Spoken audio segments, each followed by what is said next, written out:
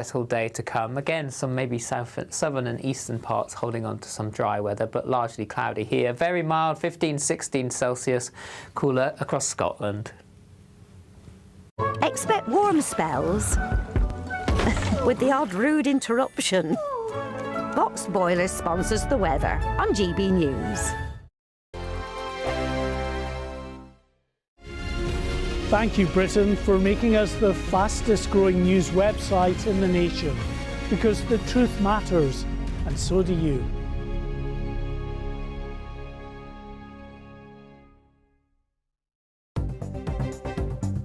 Good morning, this is the latest AI travel news from GBnews.com. The M74 is facing delays northbound at junction 13 due to a broken down vehicle. On the M4 eastbound, congestion near Capel Lanilturn may cause delays. In Essex, A12 northbound at junction 12 is closed following a road traffic incident. Normal conditions are expected by 10:45 this morning. In Kent, the A21 southbound has one lane closed between the A225 and the A26 due to an accident, causing a 30-minute delay. And on the trains, disruptions affect the Gatwick Express between Clapham Junction and London Victoria. For more travel news, go to gbnews.com. This is GB News, Britain's news channel. They do say, Oggy, that we are what we eat. Just, looking up and down. But anyway, I mean, during your sporting career, when you was a cricketer, you'd have been a lot slimmer, eating different food probably, a different regime. Tell us about that. To be fair, wasn't eating a lot of different food, but I was active. I went into the gym, I was on a cricket pitch 5 days out, and you burned the food off, so you didn't have to really watch what you ate. Yeah. And for the last 12 years, I've been putting things in and not burning them off. Okay, so, yeah, it's time to take that. But you're a Yorkshireman. And you play cricket for Yorkshire. It's a great honour for a Yorkshireman, isn't it, to play cricket for his Massively, county? yeah. Because back in the day, you had to be born in Yorkshire, didn't you, to actually play for Yorkshire? Yeah, I was born back in Yorkshire. My mum and dad were in Pelsall. We moved back into Yorkshire, so I was born in the county, so I was allowed to play for it. But I was a late bloomer. 18, I wasn't playing for the academy, and I got a Yorkshire contract late on. And it just went really, really quickly. So how does it work? A lot of young people playing these sports at school and that, they played probably football, rugby and cricket, weren't they?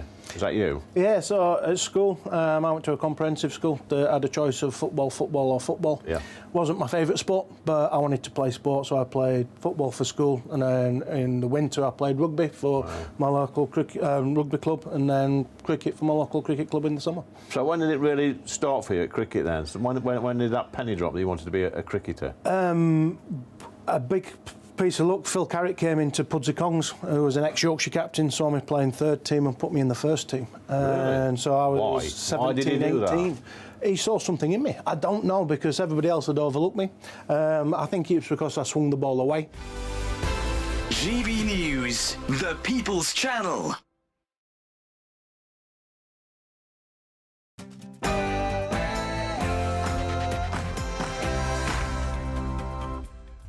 Good morning, 9:30 on Monday the 10th of November, live across the UK.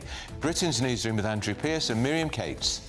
Well, the BBC is in crisis. The Director General, Tim Davie, and the Head of News have resigned over a leaked memo exposing bias at the broadcaster, including this edited clip of the US President.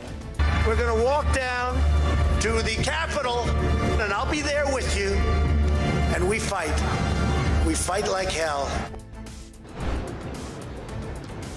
Well, we're expecting the BBC to apologise for that today, but in the last few moments, Deborah Turness has arrived here at New Broadcasting House, telling reporters there is no institutional bias at the BBC.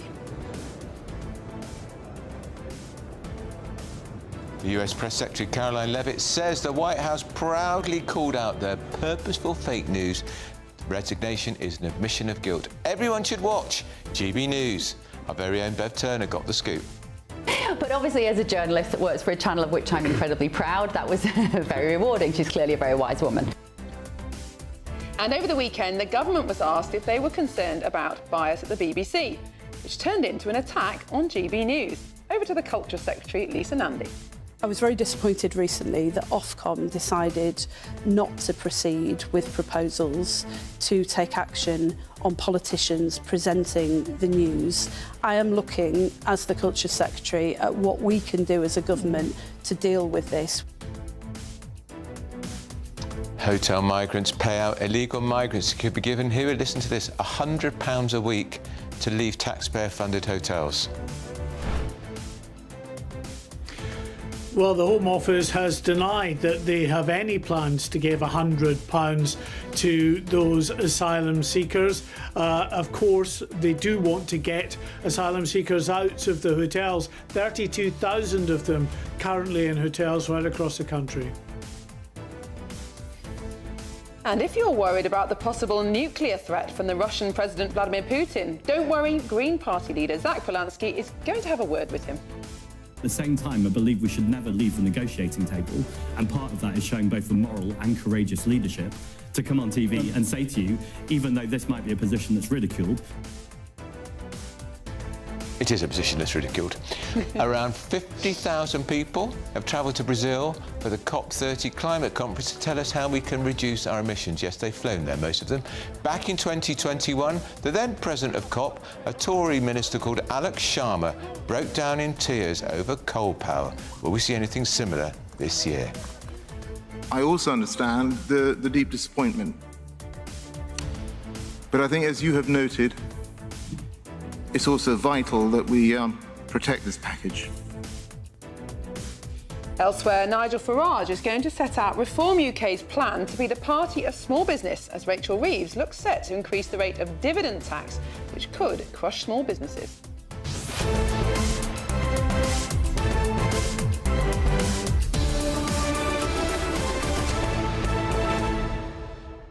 Well, Andrew, it's Monday. That means there must be another Reform press conference. They're becoming a regular event on our show. And quite right. They're criticised for being policy light. Here we have Nigel again talking about small businesses, which are the backbone, the lifeblood of our economy. And it's well timed because some of the papers today are reporting that Rachel Reeves is planning to increase the rate of dividend tax, which, OK, some people who take dividends are rich investors, they've got shares all over the world, but actually it's how some small businesses pay themselves. So this could make a huge difference to kind of small traders, small businesses, could make them completely unprofitable. And they've already hurt small businesses by putting up the putting up national insurance on employers. So it'll be very interesting to see what Reform plan to do about that. That will be live about 11 o'clock on our show, so do stay tuned for that. But do let us know what you think about all the different topics we're covering today by visiting gbnews.com/your say. But first, here's your 60-second news update with Katie Bowen.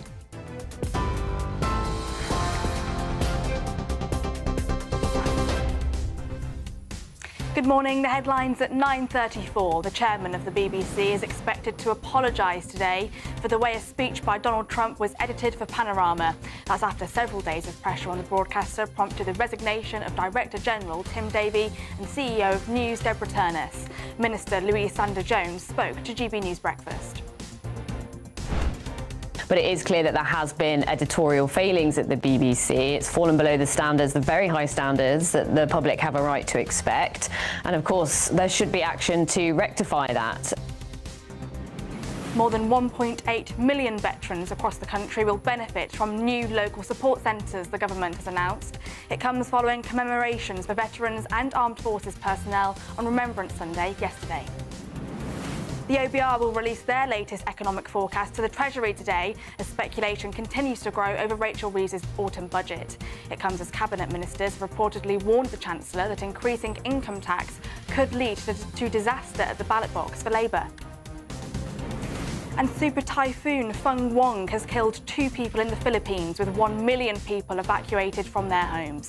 The typhoon is now moving towards Taiwan, whereas it's sustaining wind speeds of up to 115 miles per hour. Those are the headlines for now. More news at the top of the hour.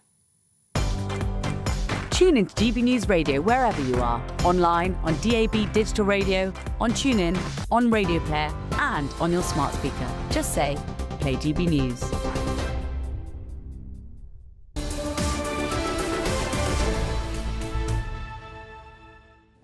Hello, good morning and welcome. You're watching and listening to Britain's Newsroom. We're live across the United Kingdom on GB News with Andrew Pearce and Miriam Cates.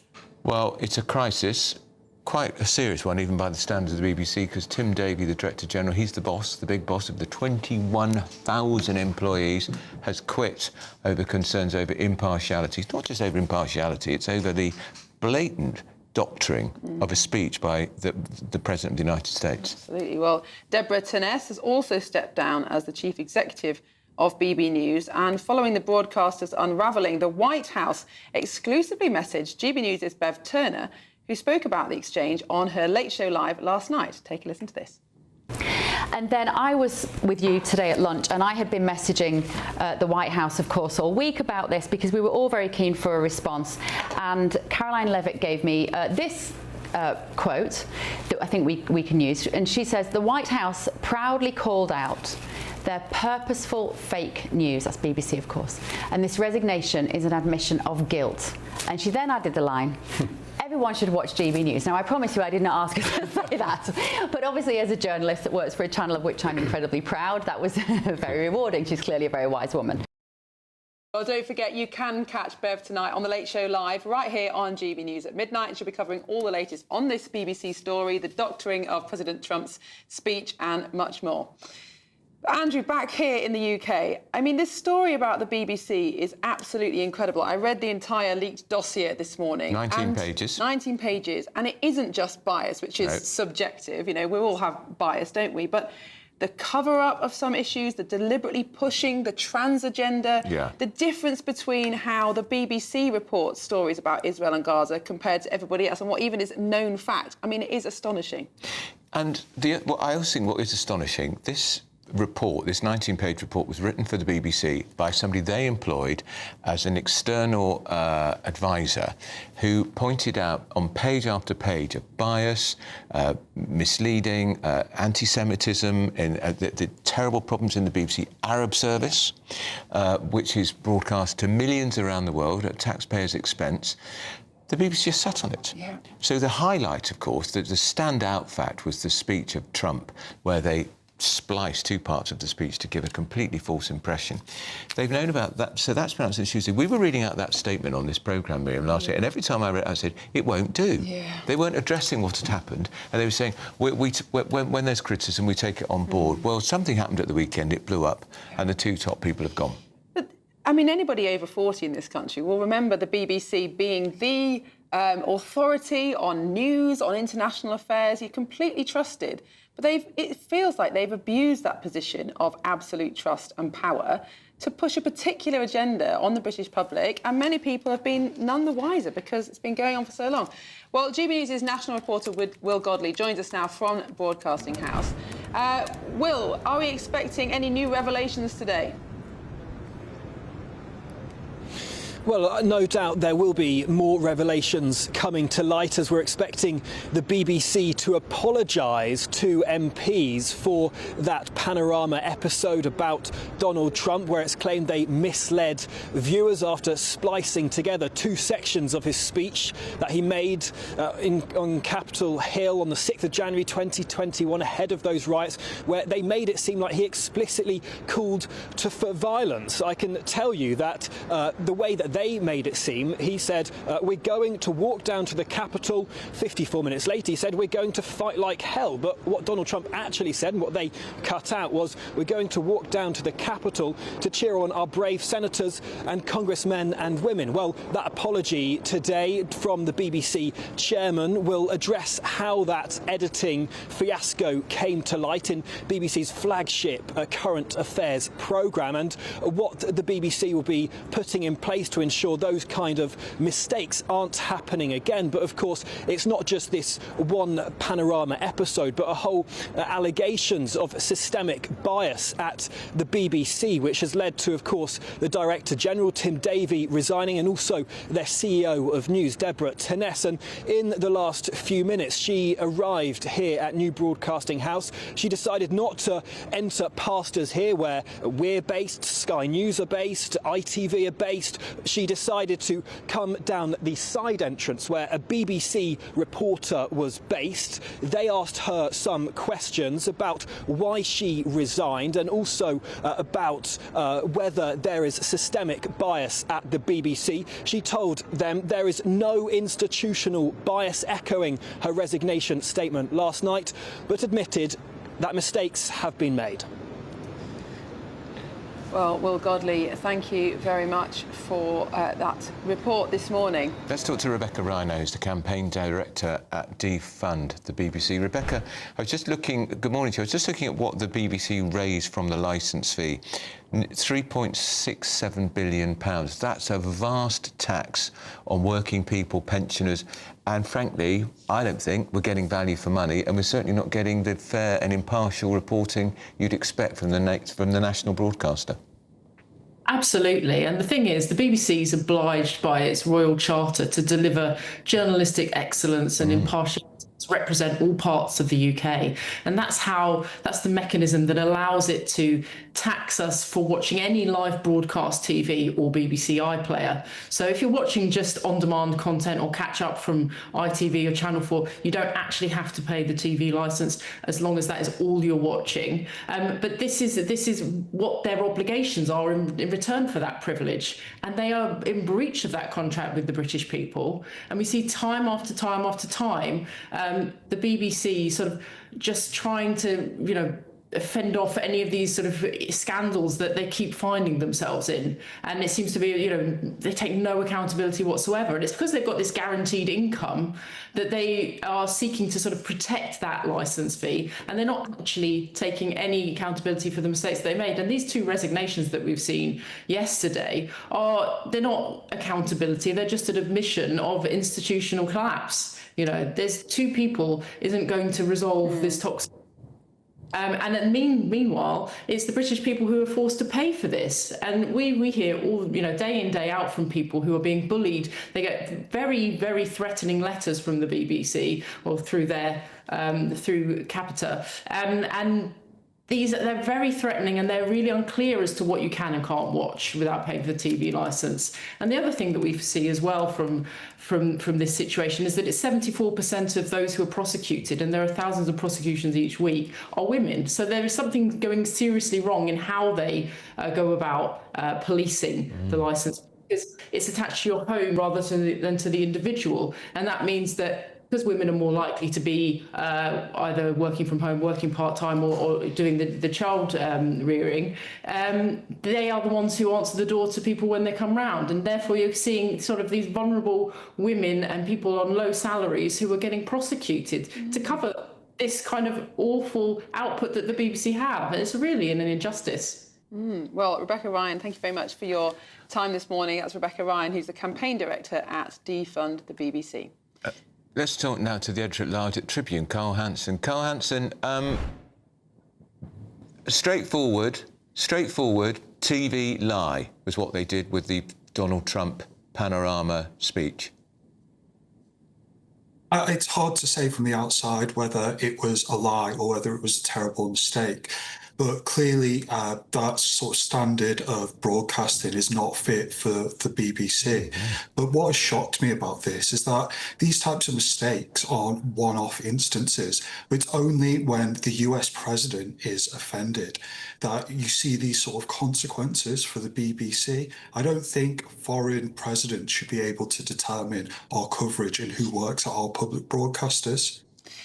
Well, Carl, that's certainly one interpretation of what's happened in the last week. But actually, if you read the entire leaked dossier, it doesn't really focus on Trump very much at all. Of course, there is that one incident of the badly edited video at Panorama, but so much of the rest is about multiple failings, whether that's Israel-Gaza coverage, the trans issue. But what I find most egregious is how the push notifications on the BBC as website and app completely skew people's view of what's happening in the news. So they found, for example, that there were 219 notifications sent out over a specific period.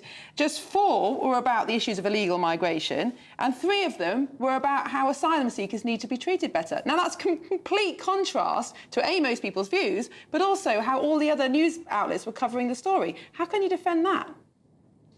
What most other news outlets are owned by billionaire and millionaire owners who have their own ideological perspectives that they push in their news coverage.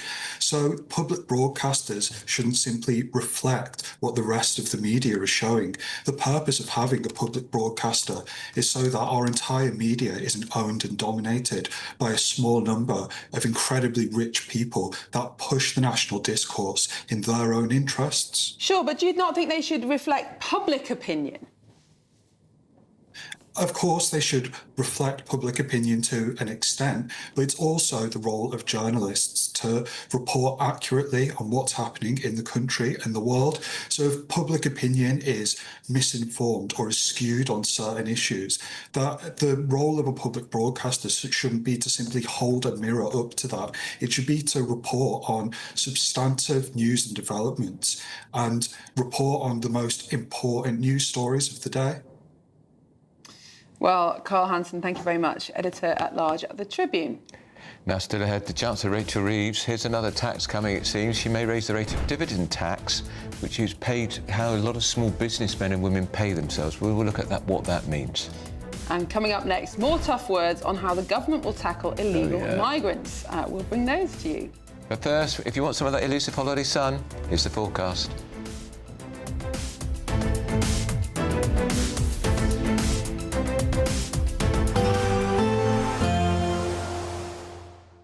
Can't wait to get in that sea. Lovely and warm. Just like the feeling of having great travel insurance. All Clear Travel Insurance sponsors GB News Travel Destinations Forecast.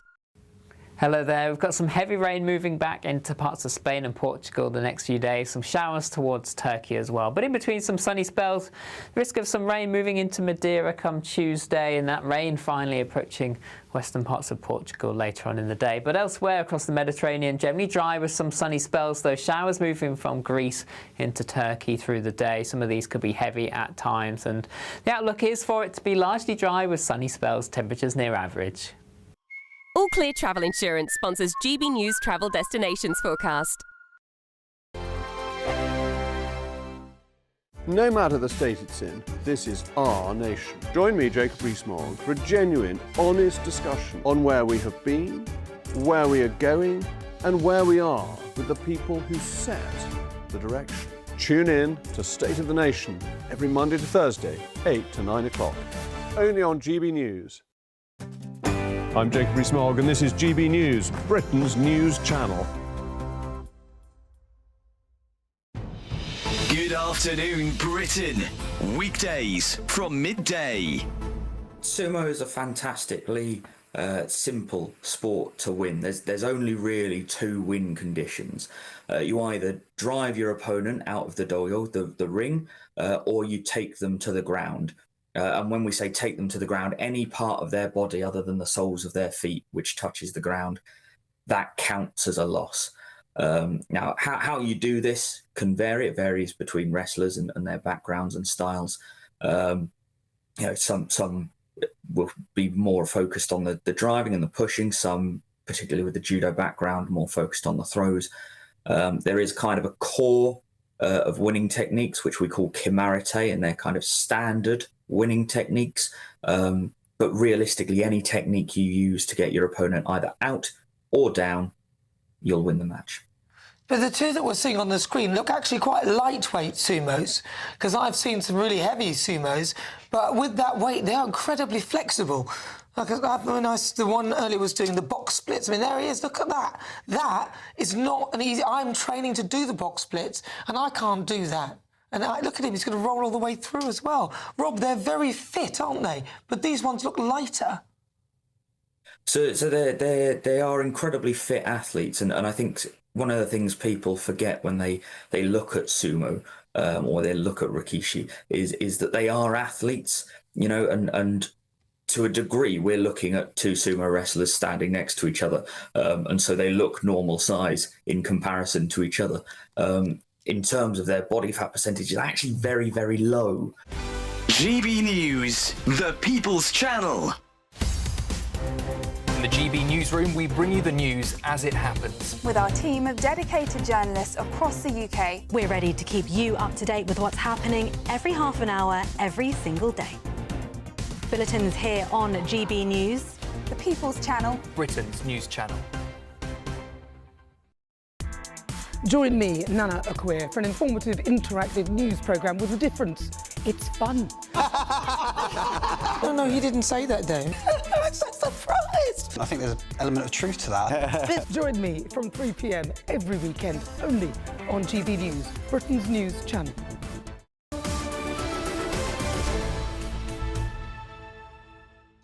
Welcome back to Britain's Newsroom. And small boat arrivals surged over the weekend. 300 people arrived yesterday. Let's talk to our Home Security Editor, Mark White. Mark, the government had a temporary respite because the wind was up, so there was a couple of weeks, maybe 10 days, with no migrants crossing at all. But over the weekend, I think the last few days, we're closer to 1,000. Yeah, they were back with a vengeance. 2,000 plus came in just 4 days, Andrew.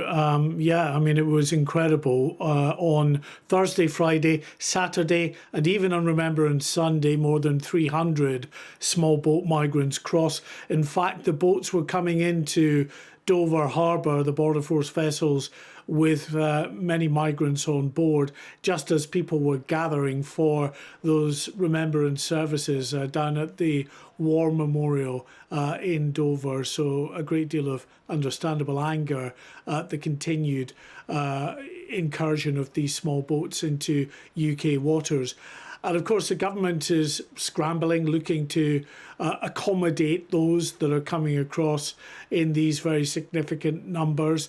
And this morning, there are reports suggesting that they are willing to pay £100 to each asylum seeker in a hotel, on top of the almost £50 allowance they already get, to try to encourage them to go and lodge with family or friends. Now, the Home Office have just put out an email statement with regard to that Telegraph article, saying there are no plans for this to happen, and then going on to tell us about just how furious the government is about the numbers continuing to cross the channel. So there's no doubt they are having to look for solutions in terms of where on earth to house them. But what they say, anyway, is that they're not willing to give them an extra £100 a week to go and lodge with friends or family. And the Prime Minister's made it pretty clear, hasn't he, Mark? He wants them out of these hotels quicker than was originally planned, but it doesn't seem any hope of that at the moment. Well, we are hearing these reports as well about 14 further sites that have been isolated now, identified to put about 10,000 migrants in. So that's one thing they'll do. Well, Mark White, thank you very much for that update. They won't tell us where the 14 sites are, and experience suggests when locals find out where they are, they say, fine, but not here, because they don't want these men, because they don't know where they've been, where they've come from. Well, still coming up, Nigel Farage is going to set out his plans for reform to be the party of small business. Don't go anywhere. Expect warm spells with the odd rude interruption. Box Boilers sponsors the weather on GB News. Hello, good morning. Welcome to your latest GB News weather forecast. Low pressure in charge of our weather for the next few days. Today, a mixture of sunny spells, heavy showers, but mild for the time of year and rather breezy, particularly around the coasts. A wet start this morning, though, across much of Scotland. Outbreaks of rain here, cloudy across Northern Ireland. Elsewhere, a mixture of some bright spells, but areas of showery rain pushing north and eastwards as we move through the morning. Into the afternoon, some of this rain will be heavy at times across the Midlands into East Anglia, North East England as we move through the day. Temperatures generally 12 to 14 Celsius across England and Wales, a little chillier across Northern Ireland and Scotland, here around 11 or 12 Celsius. So just fresher for most compared to the weekend. And then as we move through into this evening time, we can see it remains unsettled across southern parts of England and Wales. Further showers and fairly blustery along the coasts. Areas of showery rain across the northern part of Wales into northern England, southern Scotland, Northern Ireland. Much of Scotland seeing some clear spells this evening. A few showers, particularly particularly in the west, driest conditions in the east, and under any clear spells, temperatures dropping to around 6 or 7 Celsius already.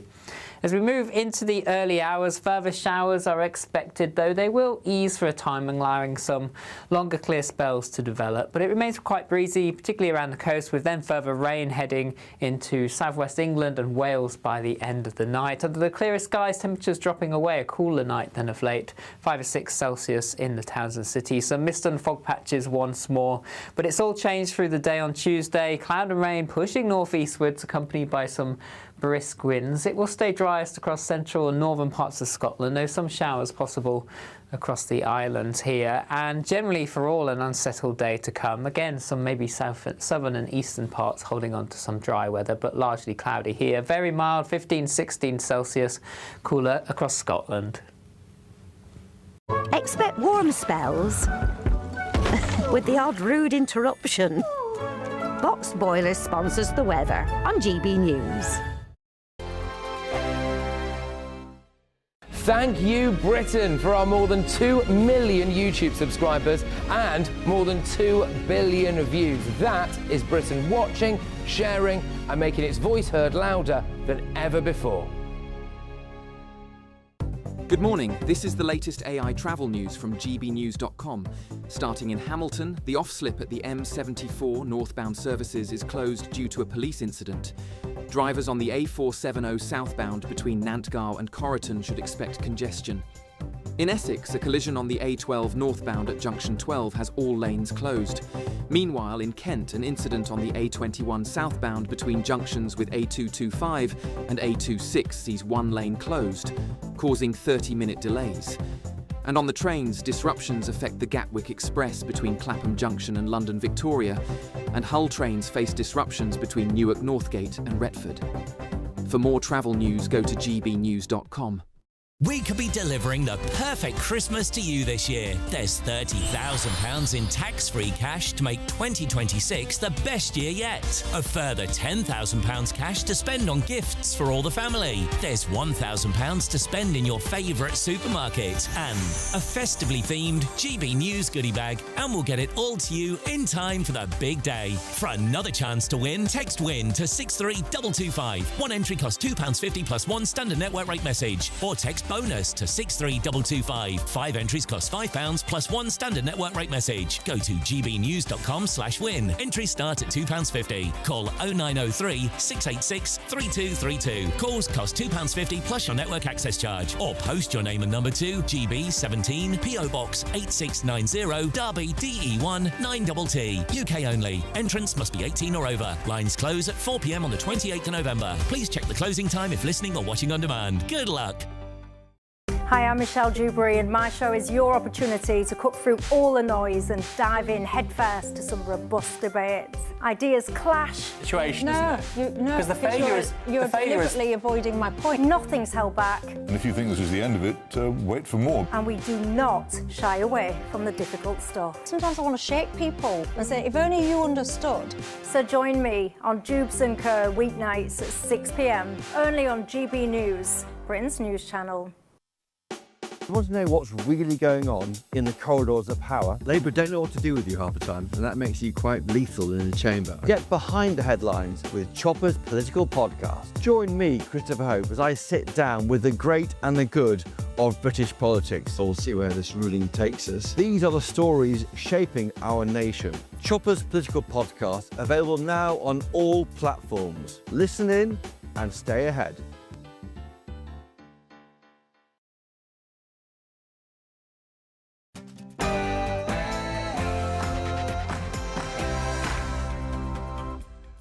Good morning, it's 10 o'clock on Monday the 10th of November. We are live across the United Kingdom. This is Britain's Newsroom with Andrew Pearce and Miriam Cates.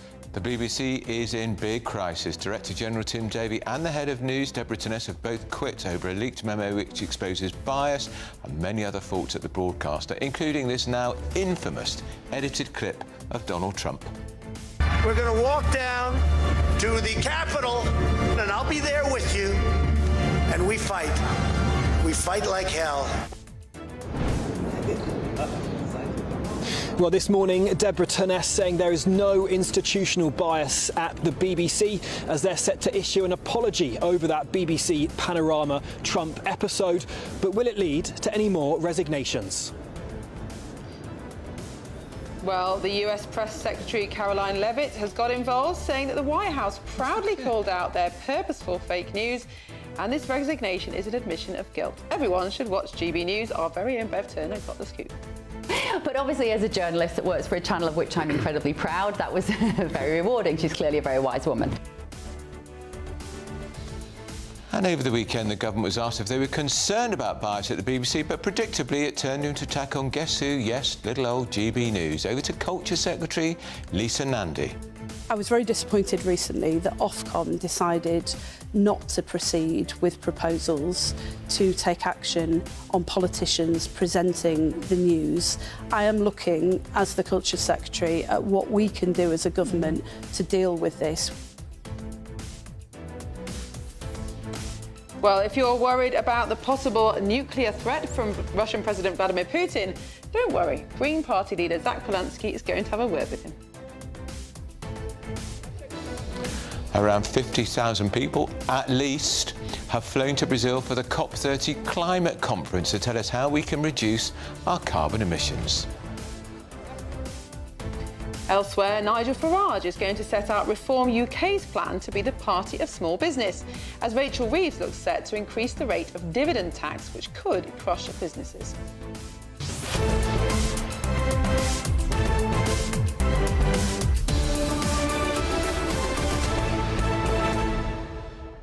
Because the Prime Minister was out there last week, because this COP conference would go on for a best part of 2 or 3 weeks, complete hot air, if you pardon the pun. And increasingly it seems that he was told by cabinet colleagues not to go because of this idea that Keir's never here is really gathering momentum. Even David Lammy, not the most brilliant political strategist, our Deputy Prime Minister, said the Prime Minister should stay here, but of course he likes his air miles. Yeah. Well, I think Prime Ministers meeting each other and building relationships across the globe is a good idea, but 50,000 people it's shocking. to discuss climate change when it could be done on Zoom or by email, surely. It's a jolly, isn't it? It is. It's a jolly. I'm sure it'd be great fun, lots of black tie dinners and the like, but and the British delegation, 470. The Mayor of London, Sadiq Khan, won't tell us how many is in his delegation. But they won't have flown economy, will they? And don't forget, the Mayor of West Yorkshire, Tracy Brabin, she's there. What for? Great question. Well, let us know what you think. Send your views and post your comments to gbnews.com/your say. First, here's the news with Katie Bowen.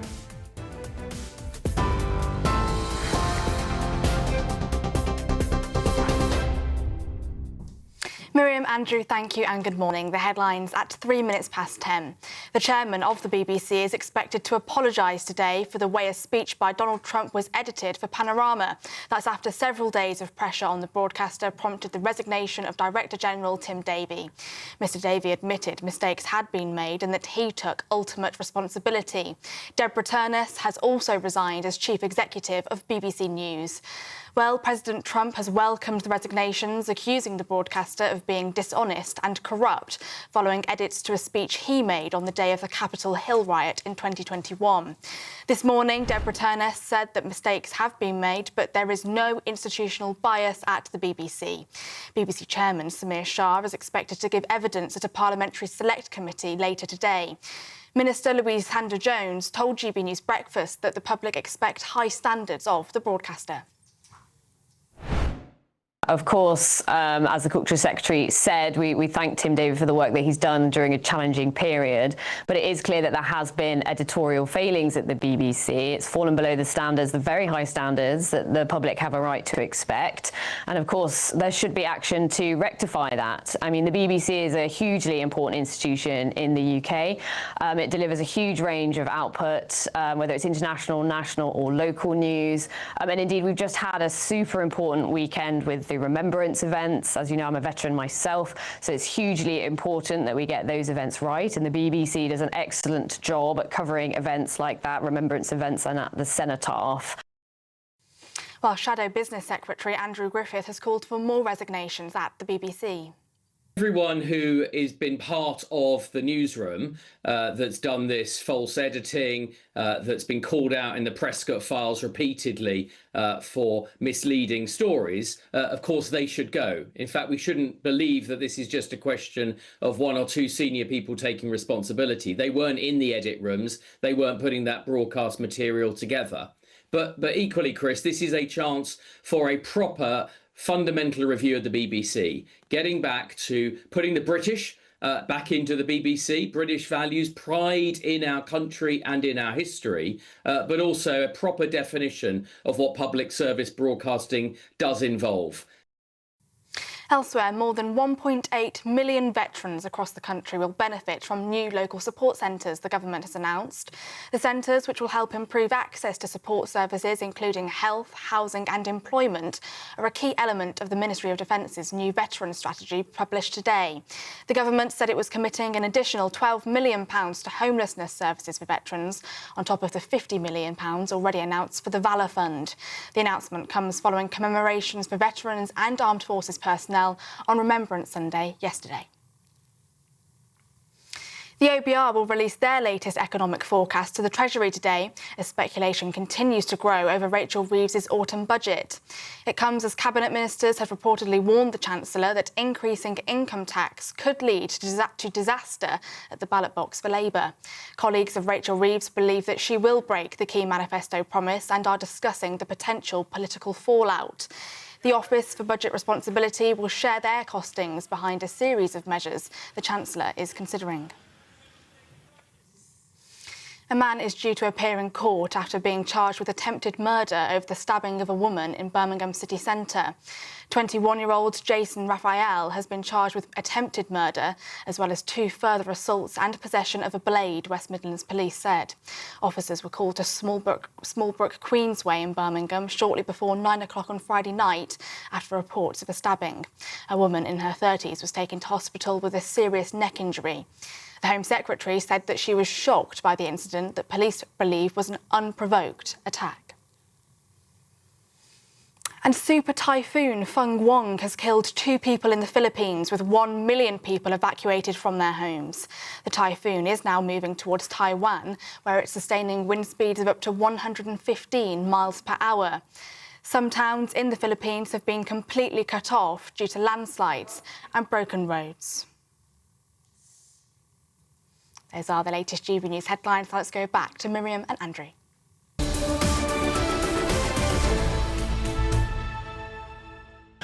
Hello and welcome back to Britain's Newsroom, live across the UK. GB News with Andrew and Miriam. And let's see what you've been saying on gbnews.com/your say. Lots of you getting in touch, of course, about the BBC and the controversy surrounding that leaked dossier. Sam says the video was not badly edited. It was deliberately misleadingly edited to push an anti-Trump view. And Tim says, hard to say if it was a mistake or not. Not hard for me. It was deliberate.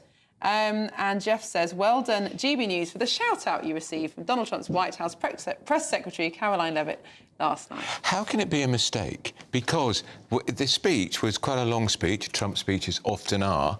The 2 phrases that were knitted together were 54 minutes apart in the speech. They were willfully, knowingly kneaded together to create an impression that was completely at odds with what the President of the United States said. But if it wasn't... It was deliberate. Absolutely. And somebody at the BBC thought, good, we've got him. And you could explain away, like, the person who edited that was biased. But as soon as it became apparent, that person should have, well, at least been investigated, but probably should have lost their job. But instead, they said there's nothing untoward about it. Nobody's lost their job. Nobody's been suspended until yesterday, when the Director General and the head of News, Chief Executive News, have both gone. But they've had this report on their desk, 19-page. You read it today, didn't you? The report, 19-page, detailing a series of bias, anti-Semitism, the distortion of the war in Gaza, and the Trump business. And they did nothing with it. They just sat on it, hoping it would go away. And even when the Trump stuff came out last week, and let's not forget also the influence of the trans lobby. Yes, that's in stories. Extraordinary. Deciding what stories can and can't be run, because if they may cast the trans community in a bad light. Scandal after scandal, and they sat on it for months and months.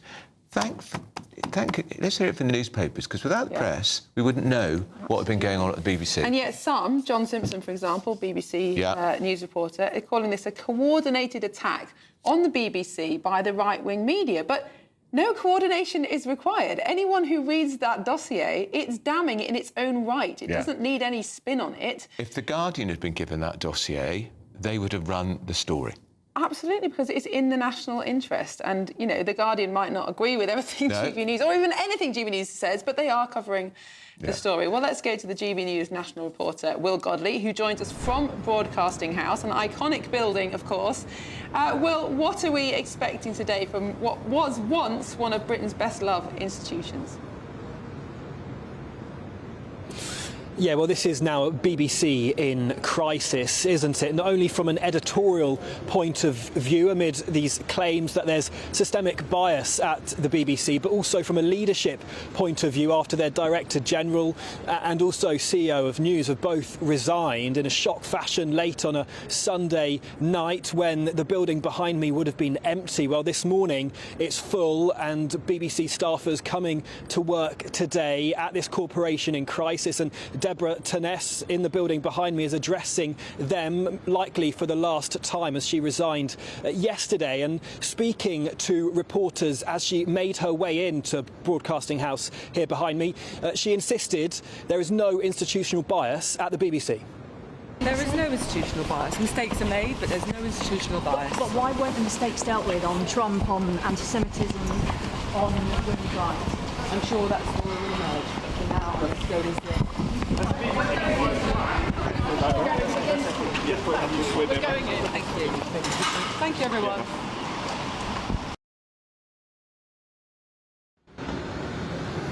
Deborah Turness there, making her way into New Broadcasting House this morning. Well, later today we are expecting the BBC to issue an apology after the poor editing in that BBC Panorama documentary of Donald Trump, where they seemed to suggest he explicitly called for violence on Capitol Hill ahead of those riots on the 6th of January 2021, splicing together two bits of what he said, some 54 minutes apart. Well, that apology will come from the BBC chairman today, Samir Shah. We understand it will be a written statement to the Culture, Media and Sport Committee outlining how those mistakes came to light and what the BBC will do in order to ensure that those mistakes don't happen again. We don't know if any fingers will be pointed in that apology, whether any further resignations will happen. Of course, it comes in the light of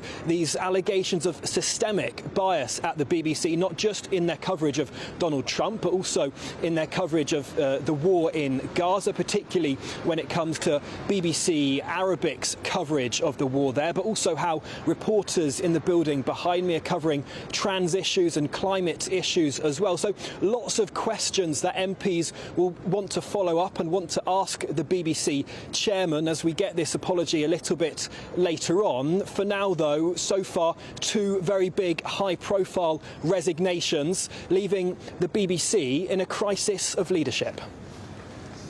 Will Godley outside Broadcasting House there. Thank you very much. You shouldn't forget this has all come just a few days after the newsreader Maxine Croxall was rebuked by an internal investigation for eye rolling. She didn't even roll her eyes, actually. She just slightly, when she corrected the autocue for referring to pregnant people. Yeah. Hello, they're women.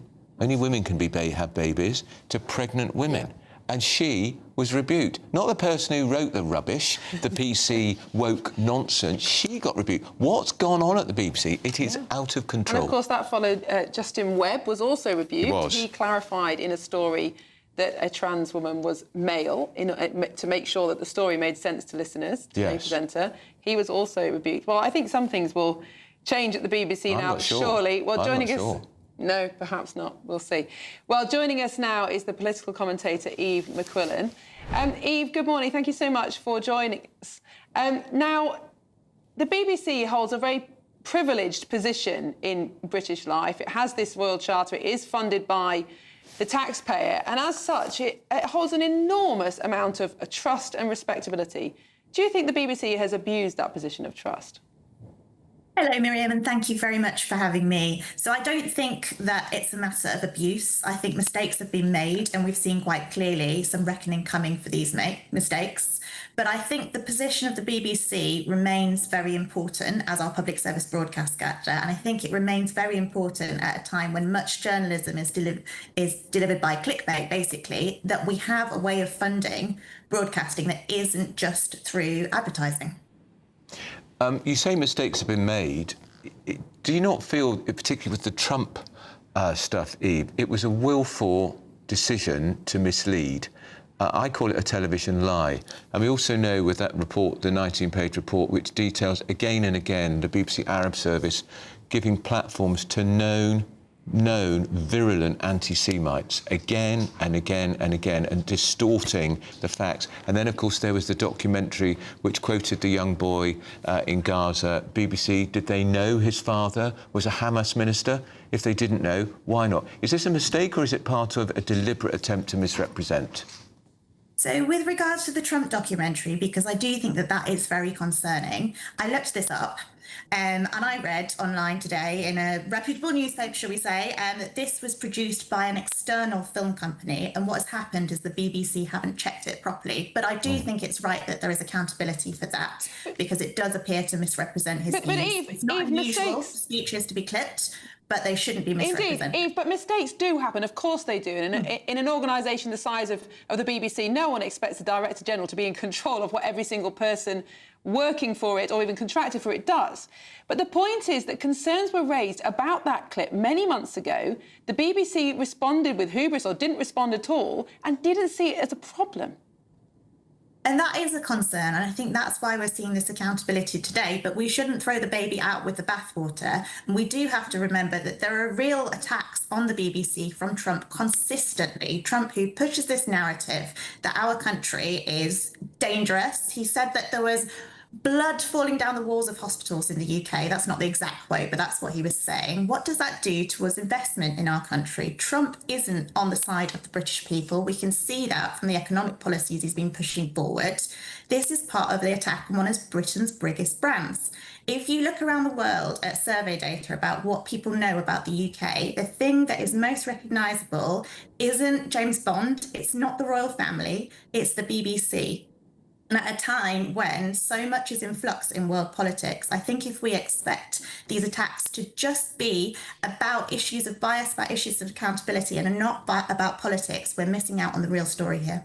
But it's because the BBC is so world famous, and it's because it's also funded by the people, Eve, it is why it is so important they, above more than any other broadcaster, have to be seen to be striving to get it right. And yet again and again, this internal report suggests they're not striving at all, and they're allowing a warped view of the world, whether it's on the trans issue or the Gaza issue, or even the way they distorted the words of the president.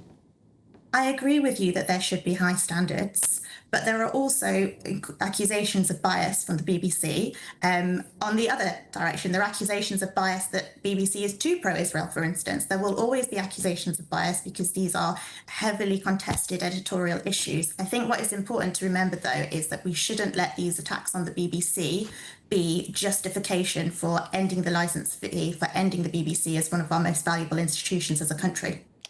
Eve McQuillan, thank you very much for your time this morning. Thank you. Andrew, I just think some people are not taking this seriously enough. I agree. Of course, there are always going to be examples of bias in an organisation that big, but it's some of the systematic cover-ups. Like, for example, the trans issue is enormous. The way that they didn't cover what was going on in the Tavistock clinic. The way that the BBC's children's services have pushed this idea of trans children. Those services are played in schools on a daily basis. Schools rely on Bite Size and Newsroom and the other BBC services. It's incredibly difficult for parents, let alone children, to push back on those things when teachers are relying on the state broadcaster, and the state broadcaster is telling lies. And the state broadcaster is deciding it knows what's best for us. Absolutely. And that's not its job. Its job is to report the facts. Exactly. In a clear and impartial I way. love what the BBC once was, and I don't want it to be trash for no reason, but this is so serious. I think it's got too big, Miriam. It's out of control, and I don't think one man can be in charge of 21,000 people. 21,000 staff. 15 years ago, I was writing stories when I was on The Times. We're going to cut the staff from the BBC. I think then they were on 18,000. Gosh. Look at them now. Inflation for you. Yeah, exactly. Well, It's our Great British giveaway. If you're feeling festive, how about Christmas this year? We're going to tell you how to have a fabulous Christmas all on us.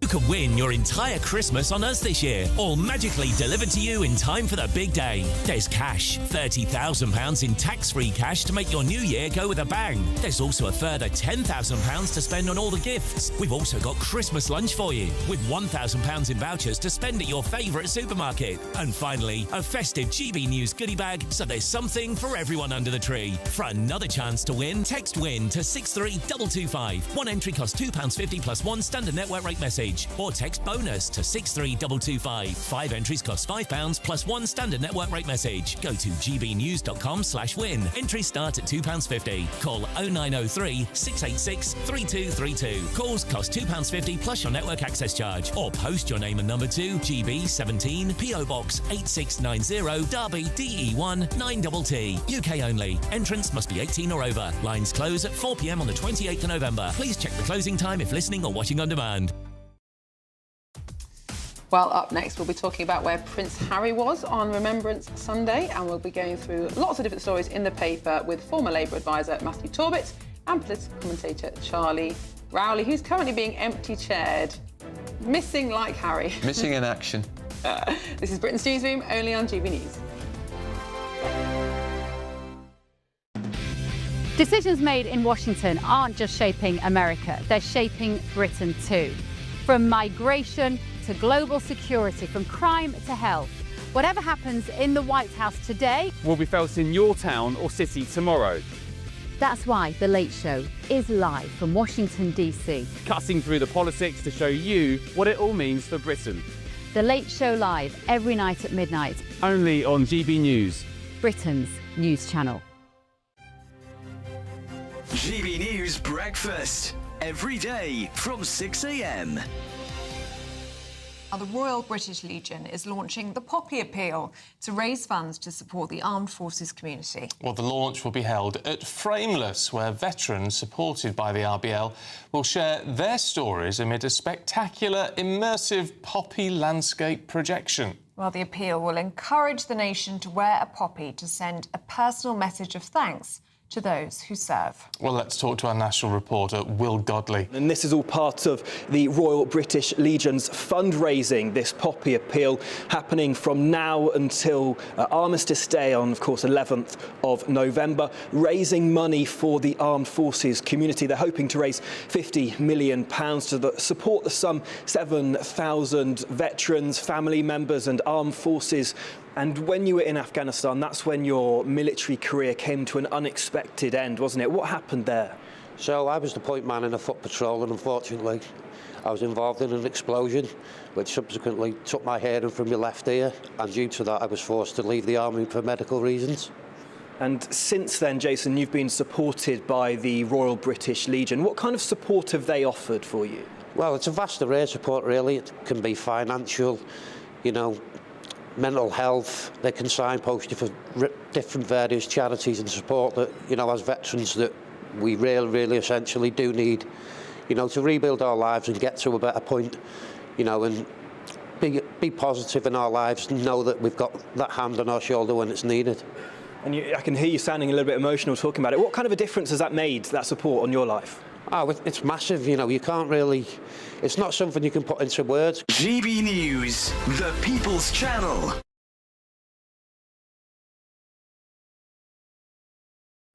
Exciting news. Every Friday, my Patrick Christie's Tonight Show is going to have a twist to it. We're welcoming some special guests. You. That's right, on Fridays I'm going to be doing my show in front of a live studio audience, because this show is about you and what you have to say. It's going to be the same big debates, same big topics, same big opinions, but every Friday night at 9 p.m. you are invited to come on down to Patrick Christie's Tonight to be a part of the action. Only on GB News, the People's Channel, Britain's news channel.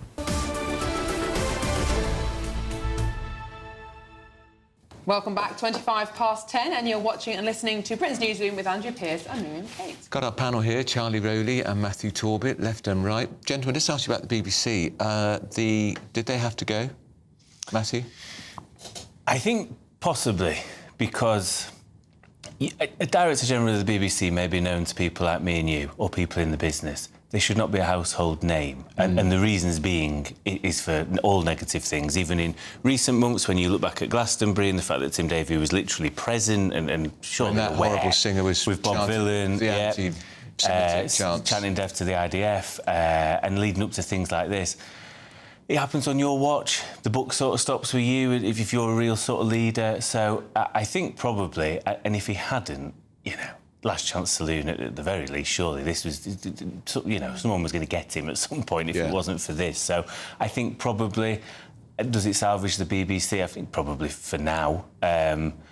Is there a culture? Somebody's got to come in and maybe change that, possibly, I don't know. But, yeah, he probably had to go. He's the third Director General in a row to resign under a cloud. So George Entwistle went because of the Newsnight, BBC Two Newsnight, broadcasting that the wrong McAlpine was linked to paedophilia, if you recall. Cost the BBC a lot of money. And Tony Hall had to go because of his own role in the scandalous way Martin Bashir got the Panorama interview, Panorama again, with Princess Diana, and now the third one's gone. Is it a poison chalice, or is it just too big a job?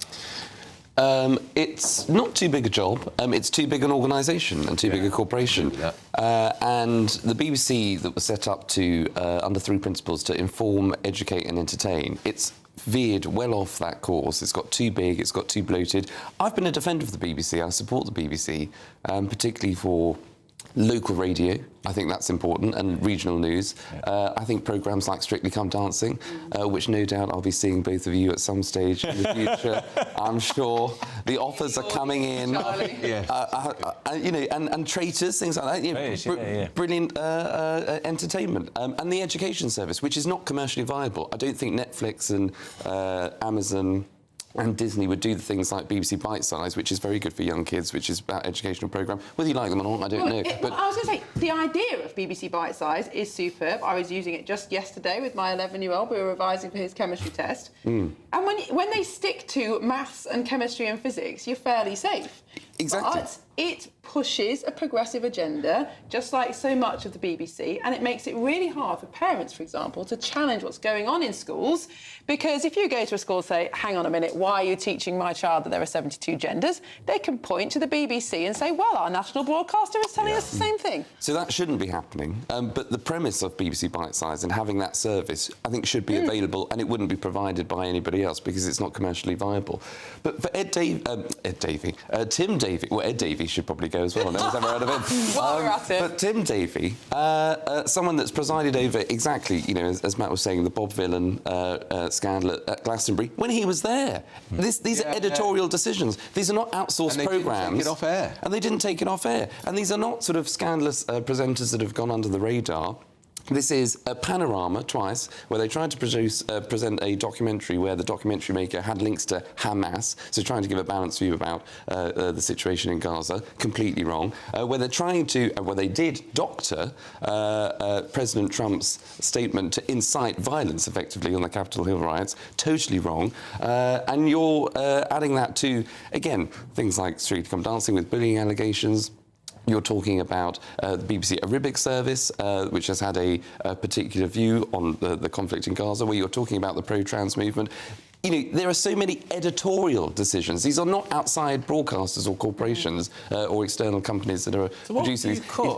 What would you cut? Because I agree with very much of what you've said. And the thing that's saddened me over the years is the cuts to local radio the world and service. local journalism. The world service is not necessary. We have perfectly good broadcasters that produce all over the world. Well, we don't need international. But the irony is, if you watch BBC News as a news channel now, it is the World Service that comes out. We don't even have the London-based BBC News channel anymore, which is surreal. I'd also cut the fee. How on earth do presenters get paid as much as they... How did Gary Lineker get away with being paid... so do we need, in the business? Do we need the BBC... Do we need the Arabic service, which according to this internal report, it's been spewing out vile anti-Israeli, anti-Semitic propaganda for months and years, employing known anti-Semites. Matthew, why do we need this service? We don't need that. And it's cost the taxpayer millions. Well, there you go. That's what I'd So I think is it therefore a big job? Who's beneath Tim Davie, and who is keeping an eye on this sort of stuff? Who is essentially entrusted? Do you think that the problem is... Shouldn't that be the board? Yeah. Do you think, though, it's much more endemic than just one or two people who have either taken their eye off the ball or been a bit blasé? Isn't it an indication of how completely our universities have indoctrinated an entire generation of middle-class, intelligent people to believe things like there are many genders, everybody's racist, Britain's built on diversity? It's not there's one or two people who are getting away with being a bit biased. There's this kind of institutional desire to push a progressive agenda that most normal people don't agree with. Well, there's nothing wrong with a progressive agenda. It depends what you're talking about. Well, it is if it's based on lies. No, so I think... Listen, do I know liberal people that work at the BBC? Yeah, I do. I know people that I'm almost certain are Tories as well. And I think... I know, it's Can't be shameful, many really. of those. How did they get through the This is the weird thing. So I think a lot of the front-face presenting, I always viewed... And actually, I have a lot of respect for Andrew Neil. I thought he was the best at what he did. Well, he also literally was editor of The Spectator for many years and the chair of it. So therefore, his politics, including in his autobiography, are very clear. Yeah. Now, I didn't mind him because he interviewed everybody the same. Yeah. You can't say that for everybody else there. And it's almost like the left and the right will moan that sort of the front-facing people are more C conservative and therefore they must be right-wing. And then people on the right say, well, actually, all the producers and the editorial directives are left-wing and progressive. So therefore... So you sort of go, well, maybe they are getting something right, I don't know. Or they're getting it all wrong. I don't know. But you could label the same accusation at Andrew Marr, who's at the New Statesman, and is obviously a bit of a lefty. We all know that. Well, yeah. But the reality is, you know, when you don't take action against people like Gary Lineker that tweeted obscene things, particularly about the last government, you know, linking it to Nazi Germany, effectively. Yeah. And then Martin Croxall gets hauled over the coals for correctly correcting the auto cue by saying pregnant women instead of pregnant people. And half-raised an eyebrow. And half-raised an eyebrow. Nobody would notice. Nobody would notice. And she was removed. Now, that is double standards. That is editorial. And the buck stops with Tim Davie. Yeah. And there have been far too many occasions where, you know, the public service broadcaster, which people pay a licence fee, a tax for, has fallen well below the standards that are expected. And that's why I think an apology this morning, if he was going to come to the Select Committee, whether it's today or Wednesday, you know, is not enough. And I think it would be, actually quite humiliating if they were just to apologise. So he's got to carry the can. Well, it's lucky that Andrew doesn't get reprimanded every time he raises his eyebrow. That's a lot. Well, I don't raise my eyebrows, I just say what I think. You know, quite right. Here's a key thing that I have to don't roll your eyes, it's fine. Because if they apologise, they're liable, and Trump may well have sued them. Yeah. So is it any wonder that the government has leaned on them to go, you have to go, just because... Imagine him suing the state broadcaster. Yeah, well, you wouldn't put it past him. Well, we'll look forward to carrying on the discussion in an hour, but first of all, we've got your 60-second news update with Katie Bowen.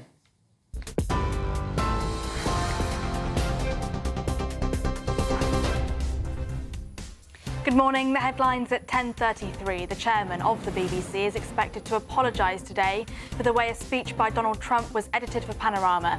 That's after several days of pressure on the broadcaster prompted the resignation of Director General Tim Davie and CEO of News, Deborah Turness. Minister Louise Sanders-Jones spoke to GBNews Breakfast. It is clear that there has been editorial failings at the BBC. It's fallen below the standards, the very high standards that the public have a right to expect. And of course, there should be action to rectify that. Elsewhere, more than 1.8 million veterans across the country will benefit from new local support centres the government has announced. It comes following commemorations for veterans and armed forces personnel on Remembrance Sunday yesterday. The OBR will release their latest economic forecast to the Treasury today as speculation continues to grow over Rachel Reeves's autumn budget. It comes as Cabinet ministers have reportedly warned the Chancellor that increasing income tax could lead to disaster at the ballot box for Labour. Super typhoon Feng Wong has killed 2 people in the Philippines, with 1 million people evacuated from their homes. The typhoon is now moving towards Taiwan, where it's sustaining wind speeds of up to 115 miles per hour. And a brief breaking update, former BBC Radio 1 DJ Tim Westwood, who is accused of rape and sexual assault, has been granted conditional bail at Westminster Magistrates Court. He'll appear at Southwark Crown Court on December the 8th. Those are the headlines for now. More news at the top of the hour. Take the GB News family with you on any device.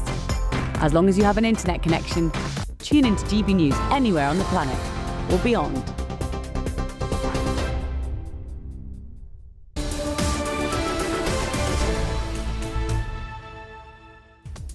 Up next, at least 50,000, I bet it's a lot more, people are in Brazil for a climate summit, telling us how we can be kinder to the planet. Maybe they shouldn't have flown there, adding to the emissions no end. The Mayor of London's there. Apparently, that's will make a huge difference, doesn't it? Very important. This is Britain's Newsroom on GB News.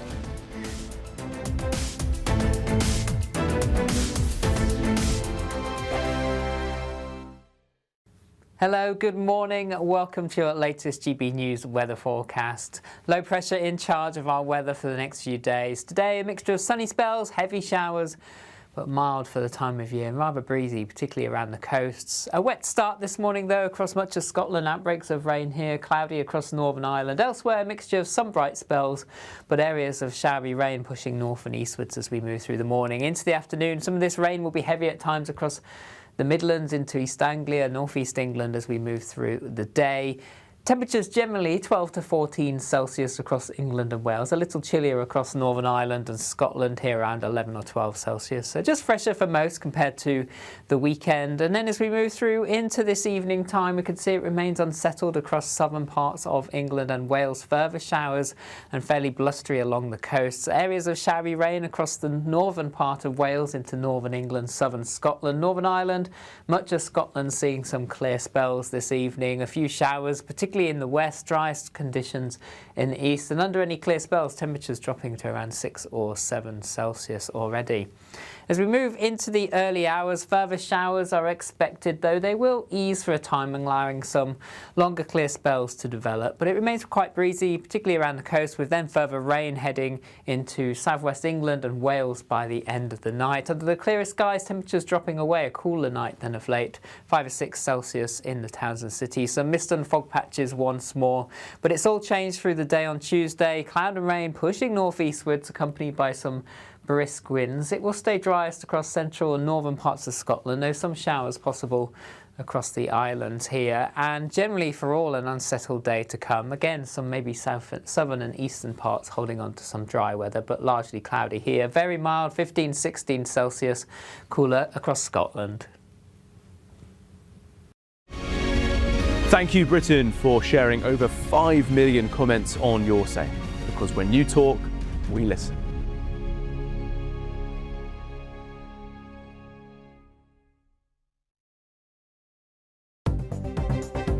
Good morning. This is the latest AI travel news from GBnews.com. The M74 in Hamilton is closed due to a police incident. Motorists on the A470 should expect congestion. Doncaster's A1M southbound has a collision closing all lanes, expected to clear by 11:45. In Lancashire, the M58 westbound at Junction 3 has a vehicle fire closing one lane. Essex's A12 northbound is closed due to an accident. In Kent, the A21 southbound faces delays from a collision. And on the trains, there's major disruption between Newark Northgate and Retford, affecting Grand Central and Hull train services. For more travel news, go to gbnews.com.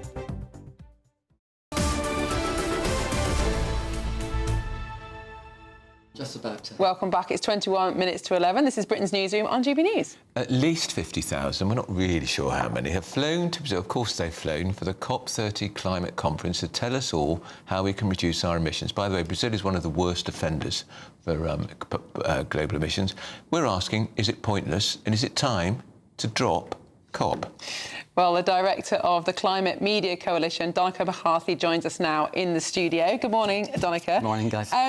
Now, I'm sure we have differing views about climate change and how to solve it, but can we agree that 50,000 people flying to Brazil is probably not the best plan? I agree, and a lot of those are oil lobbyists and banking lobbyists and car manufacturer lobbyists. I think we need to freeze. I just think we need to freeze this moment. I think this is the first time you've responded on this programme. You've agreed. I have agreed with you loads of time, Andrew. Not the first one. No. We have agreed. I think we almost want to rerun that. No, so sorry, I interrupted you. You make a very important point. A lot of them are lobbyists and people from the banking world. There's thousands of lobbyists from industry, whether it's the green industries or the oil industries and the car industries, trying desperately to stop progress.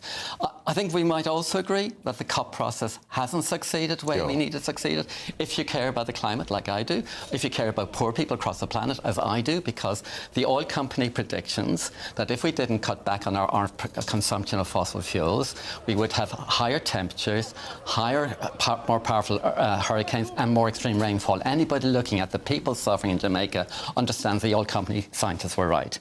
But the COP is failing, and why? I would argue the reason why is it depends on consensus. You have to have 200 countries agreeing on it. And so therefore you've got probably around 20 countries are dependent on the oil industry, the petrostates, petrodictatorships, and they can veto it. So the process is really, really slow and not succeeding the way we need it. The other point is, if you don't mind me, 4 major emissions here: China, Russia, US and India. They're not there.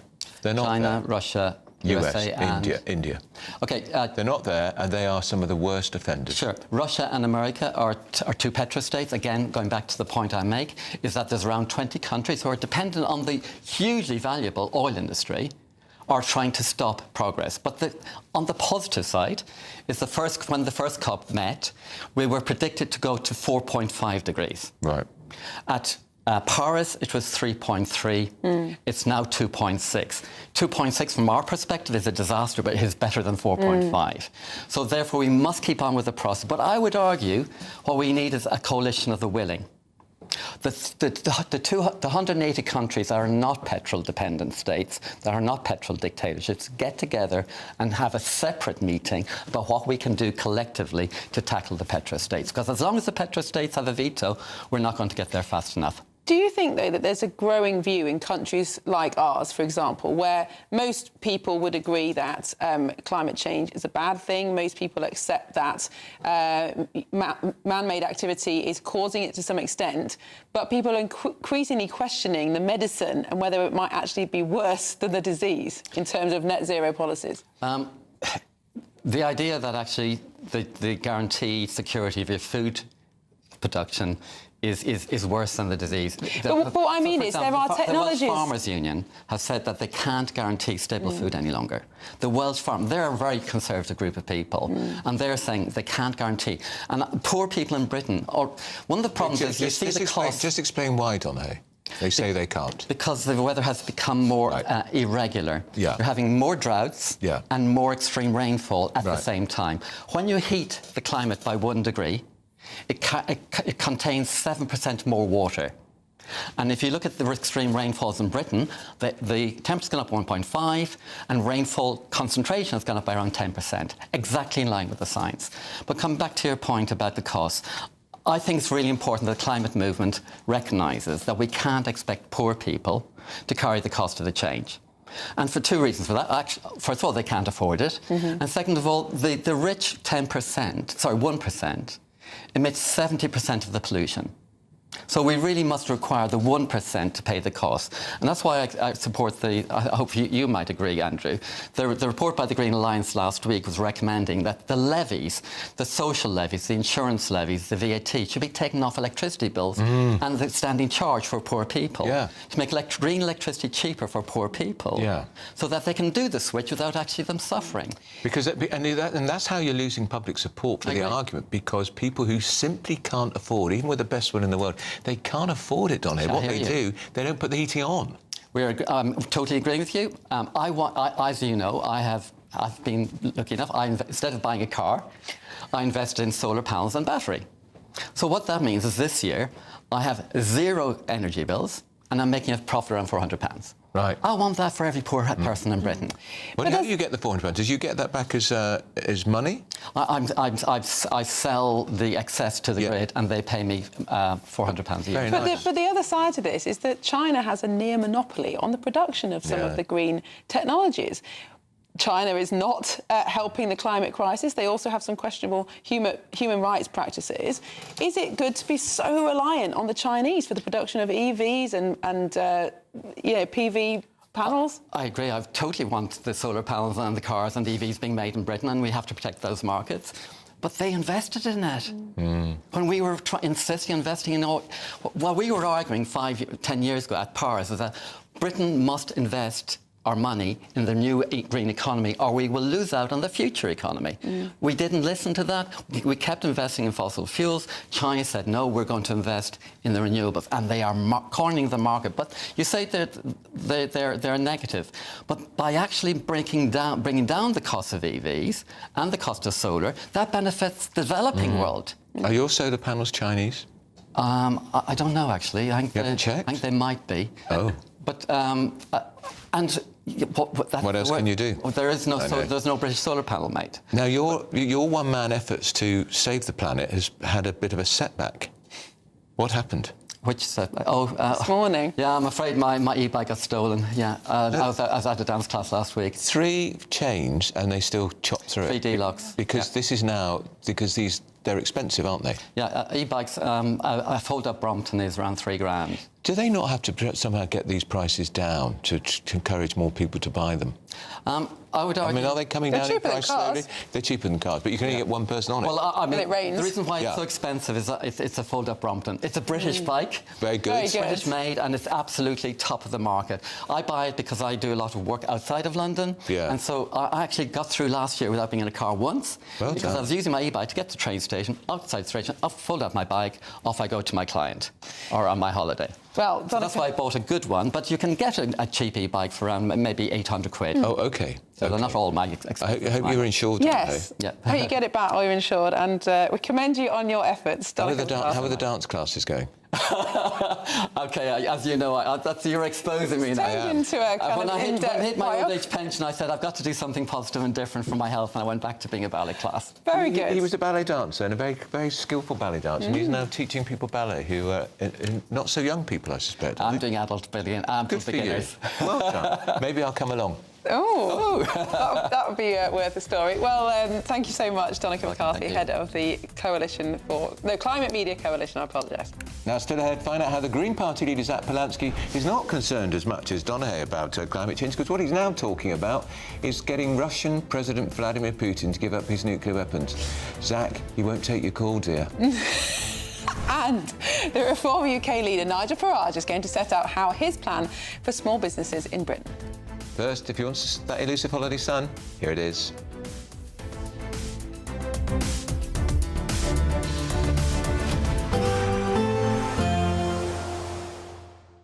I forecast a perfect holiday in the sun. Weather looking good then? For sure, and no worries about our travel insurance. All Clear Travel Insurance sponsors GBNews Travel Destinations Forecast.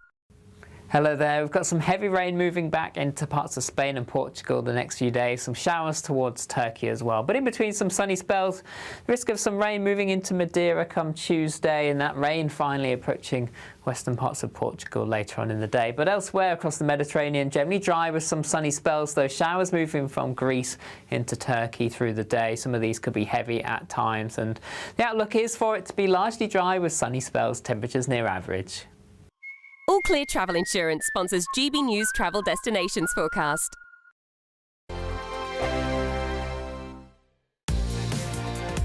Mornings don't have to be tiresome, especially if you have the right company. Wake up to news as it happens, opinion and debate, and of course, a little bit of entertainment too. Because when the kettle's on, we're on. That's Breakfast on GB News, a show worth waking up for. Every morning from 6 a.m. Only on the People's Channel, Britain's news channel.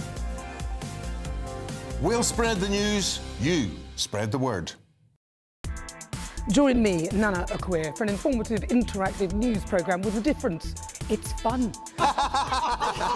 No, he didn't say that, Dave. I'm so surprised. I think there's an element of truth to that. Join me from 3 p.m. every weekend, only on GB News, Britain's news channel.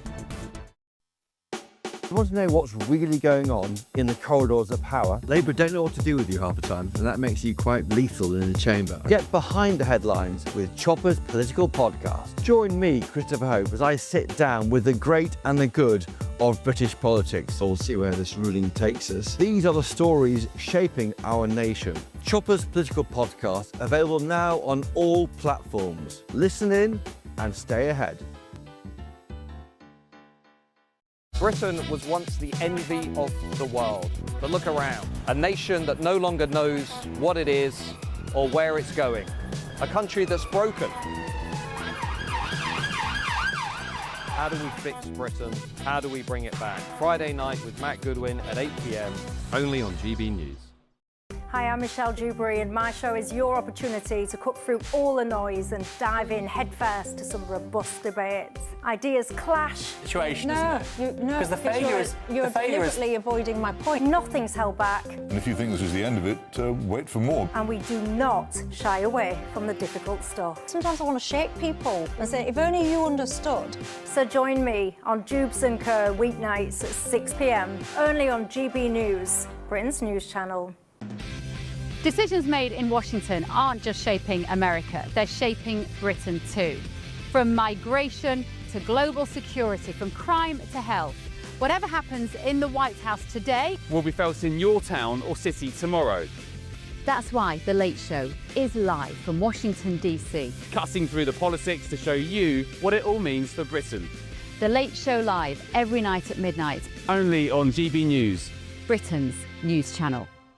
No matter the state it's in, this is our nation. Join me, Jacob Rees-Mogg, for a genuine, honest discussion on where we have been, where we are going, and where we are with the people who set the direction. Tune in to State of the Nation every Monday to Thursday, 8 to 9 o'clock.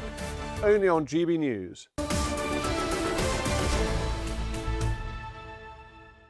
Welcome back to Britain's Newsroom. And an emotional King Charles has led the nation as it fell silent yesterday to honour those who've died in conflict. He was joined by senior members of the royal family, including Queen Camilla, the Prince and Princess of Wales, as well as literally thousands. I think there were 10,000 veterans for the annual remembrance service at the cenotaph. Well, tomorrow marks the 107th anniversary of Armistice Day, which commemorates the end of the First World War. And the ceremony will be held in the lobby of Parliament House. Let's talk to royal reporter Richard Palmer. Richard, this is what the royals do well, and the King led the nation. It was dignified, rather emotional at times, I thought. Yes, it was really moving, and as you say, after a rocky few weeks, this was a chance, I think, for the royal family to show what they do best, which is bringing us all together as a nation in remembrance of people who've lost their lives and served our country. They looked a bit thin on the ground, I thought. I mean, I can remember attending the National Service of Remembrance when the Queen, Prince Philip, who'd both served in the Second World War, the then Prince Andrew, Prince Harry had served in conflict, were all on parade along with other members of the family. It's quite a small contingent actually laying wreaths and really watching from above.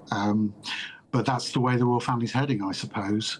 And I think the service it was done in time-honoured fashion. In many ways, it hasn't really changed much since just after the First World War, since 1920.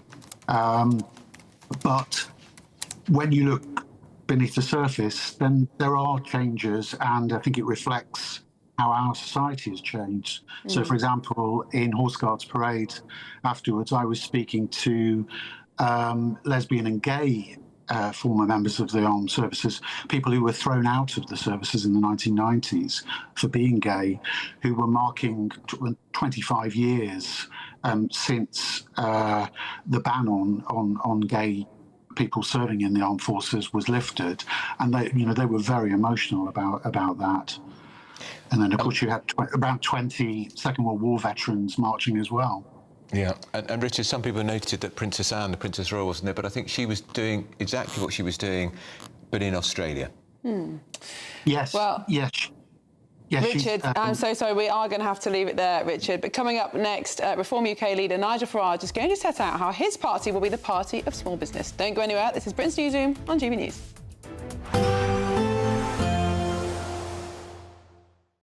Today, clouds overhead, total zen within. Boxed Solar sponsors the weather on GB News. Hello, good morning. Welcome to your latest GB News weather forecast. Low pressure in charge of our weather for the next few days. Today, a mixture of sunny spells, heavy showers, but mild for the time of year and rather breezy, particularly around the coasts. A wet start this morning, though, across much of Scotland. Outbreaks of rain here, cloudy across Northern Ireland. Elsewhere, a mixture of some bright spells, but areas of showery rain pushing north and eastwards as we move through the morning. Into the afternoon, some of this rain will be heavy at times across the Midlands into East Anglia, North East England as we move through the day. Temperatures generally 12 to 14 Celsius across England and Wales, a little chillier across Northern Ireland and Scotland, here around 11 or 12 Celsius. So just fresher for most compared to the weekend. And then as we move through into this evening time, we can see it remains unsettled across southern parts of England and Wales. Further showers and fairly blustery along the coasts. Areas of showery rain across the northern part of Wales into northern England, southern Scotland, Northern Ireland. Much of Scotland seeing some clear spells this evening. A few showers, particularly in the west, driest conditions in the east, and under any clear spells, temperatures dropping to around 6 or 7 Celsius already.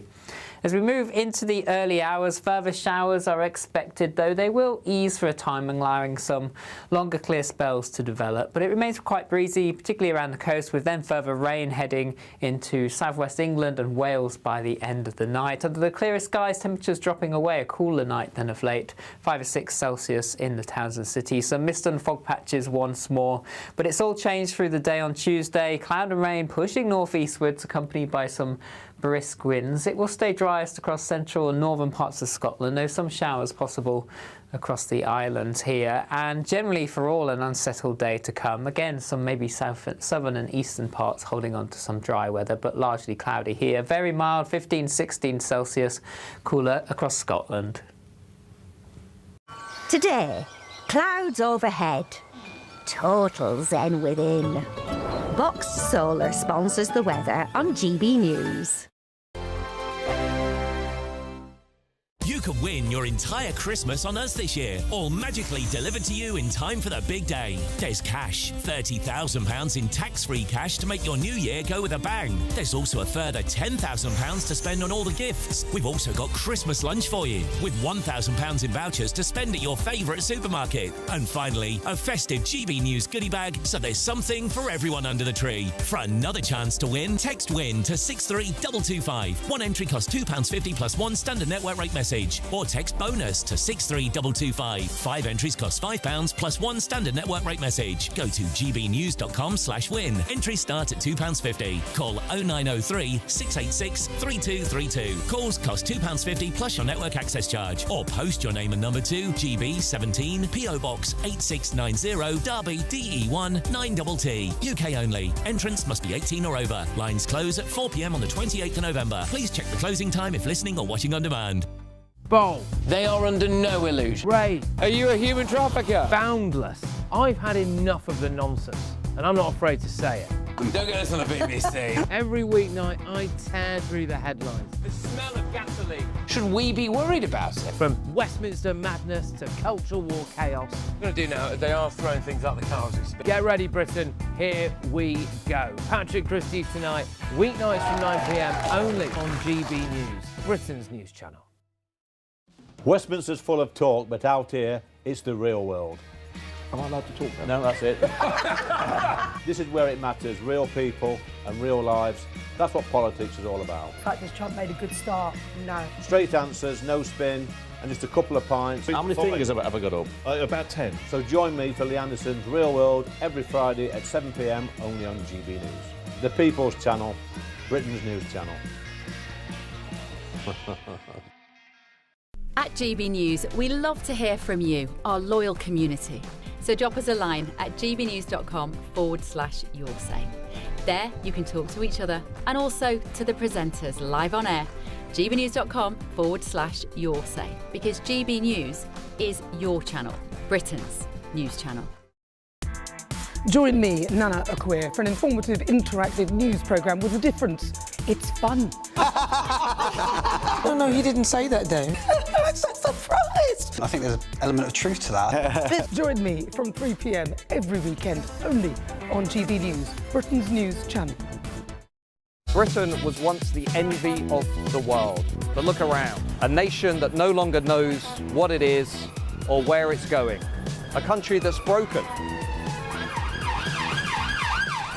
How do we fix Britain? How do we bring it back? Friday night with Matt Goodwin at 8 p.m. Only on GB News.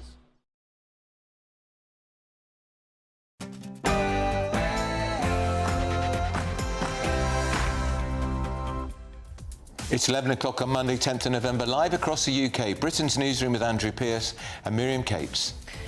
Well, the BBC is in crisis. The Director General, Tim Davie, and the Head of News have resigned over a leaked memo exposing bias at the broadcaster. Deborah Turness spoke outside the BBC this morning.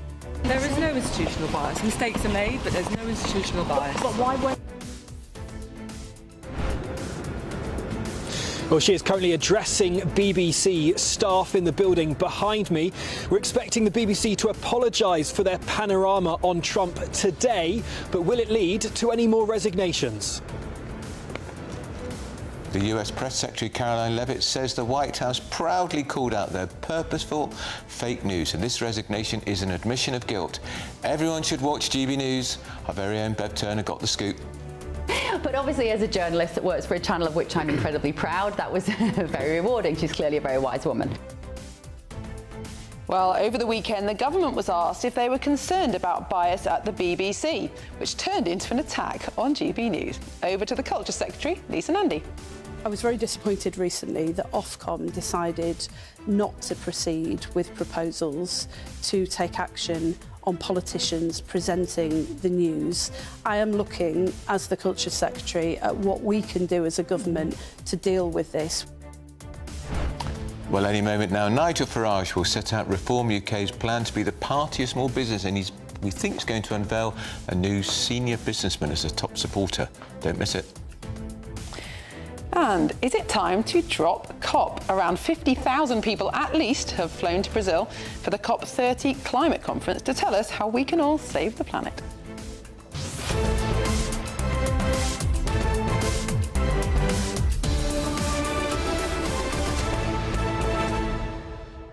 Andrew, an interesting clip of Deborah Turness, who's arrived at the BBC this morning. She's the head of news, but she resigned yesterday, but claiming that the BBC does not have institutional bias. I'm afraid I find that quite difficult to believe, having read the dossier outlining all the numerous different failings across all sorts of different issues. A dossier they covered up and would rather we didn't know about, which is now you can read it online.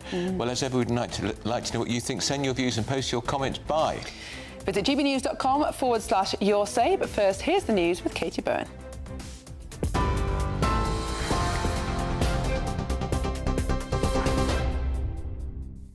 Miriam, Andrew, thank you and good morning. The headlines at 2 minutes past 11. And we start with some breaking news. A 34-year-old woman has died after being stabbed in the neck in Birmingham on Friday night, West Midlands Police has said. The 34-year-old was taken to hospital with a serious injury to her neck after she was stabbed on Smallbrook Queensway before 9 o'clock on Friday night, but has since died in hospital, West Midlands Police has said this morning. 21-year-old Jason Raphael, who was charged with attempted murder, is expected to appear at Birmingham Magistrates Court this morning. Police said an application will be made to amend the charges to reflect the victim's death. The force said extra officers will be around Birmingham City Centre to offer reassurance, as we understand this is a worrying incident. We'll bring you more on that breaking news shortly. The chairman of the BBC is expected to apologise today for the way a speech by Donald Trump was edited for Panorama. That's after several days of pressure on the broadcaster prompted the resignation of Director General Tim Davie. Mr Davie admitted mistakes had been made and that he took ultimate responsibility. Deborah Turness has also resigned as Chief Executive of BBC News. While President Trump has welcomed the resignations, accusing the broadcaster of being dishonest and corrupt following edits to a speech he made on the day of the Capitol Hill riot in 2021. This morning, Deborah Turness said that there is no institutional bias at the BBC.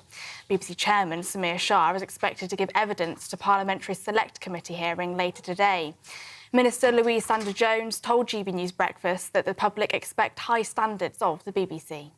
Of course, as the Culture Secretary said, we thank Tim Davie for the work that he's done during a challenging period, but it is clear that there has been editorial failings at the BBC. It's fallen below the standards, the very high standards that the public have a right to expect. And of course, there should be action to rectify that. I mean, the BBC is a hugely important institution in the UK. It delivers a huge range of output, whether it's international, national or local news.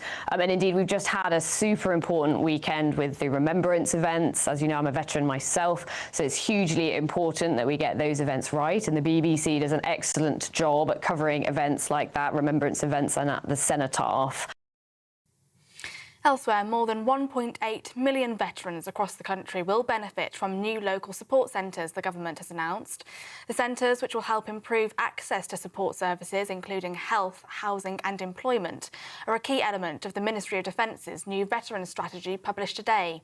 The government said it was committing an additional £12 million to homelessness services for veterans, on top of the £50 million already announced for the Valour Fund. The announcement comes following commemorations for veterans and armed forces personnel on Remembrance Sunday yesterday. The OBR will release their latest economic forecast to the Treasury today as speculation continues to grow over Rachel Reeves's autumn budget.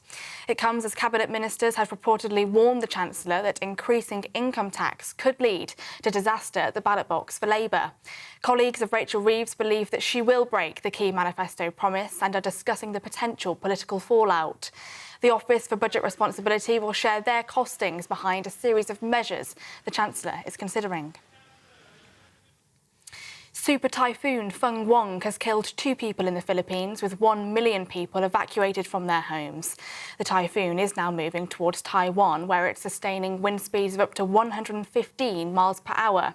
Some towns in the Philippines have been completely cut off due to landslides and broken roads.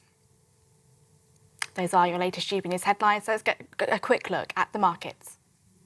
Cheers Britannia Wine Club proudly sponsors the GBNews Financial Report.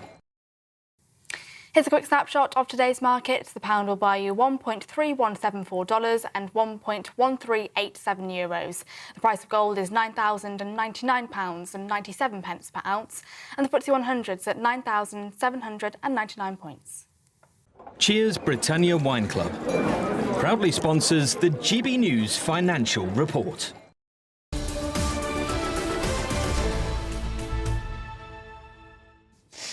Hello, welcome back to Britain's Newsroom, live across the United Kingdom on GB News with Andrew Pearce and Miriam Cates.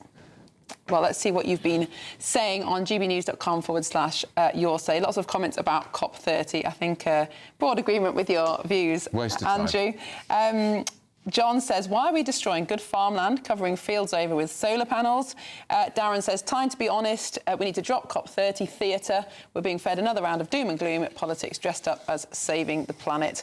Also, it was interesting, wasn't it, how Donica McCarthy, of course, who's a huge fan of the net zero agenda, was saying that so many lobbyists attend COP30 that actually it's probably not that helpful, even if you are into the whole climate change agenda. And we shouldn't forget as well, they chopped down 8 miles of rainforest to create that 4-lane highway from Rio de Janeiro to the town where COP30 is being held. It makes me feel sick, frankly. 100,000 tonnes of carbon dioxide released into the atmosphere from the flights of 50,000 people travelling. And that's before they start talking.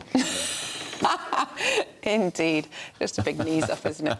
Well, we're joined now by the political commentators Charlie Rowley and Matthew Torbett, who are here in the studio, because, of course, we're shortly going to be crossing live to the Nigel Farage press conference. And, of course, once upon a time, Charlie Rowley, the small businesses, the Tories would have been the party of the small businesses, but they've rather surrendered that, haven't they? Well, the taxes they imposed in the run-up to the last election. Yeah, but I mean, I think people will look at this government and think, well, national insurance contributions gone up, business rates. Yeah, but business rate. Weren't the Tories going to reform business rate? They never did. Well, look, the Tory history books will note that it wasn't its finest hour, I think, over the last few years. But history will also remember that it was dealing with a party that was divided over Brexit, which didn't get its act together quick enough, and we're going to COVID. go straight. Sorry, Charlie, we're going to go straight over to Nigel Farage because they're actually starting a little late. But here's Nigel Farage.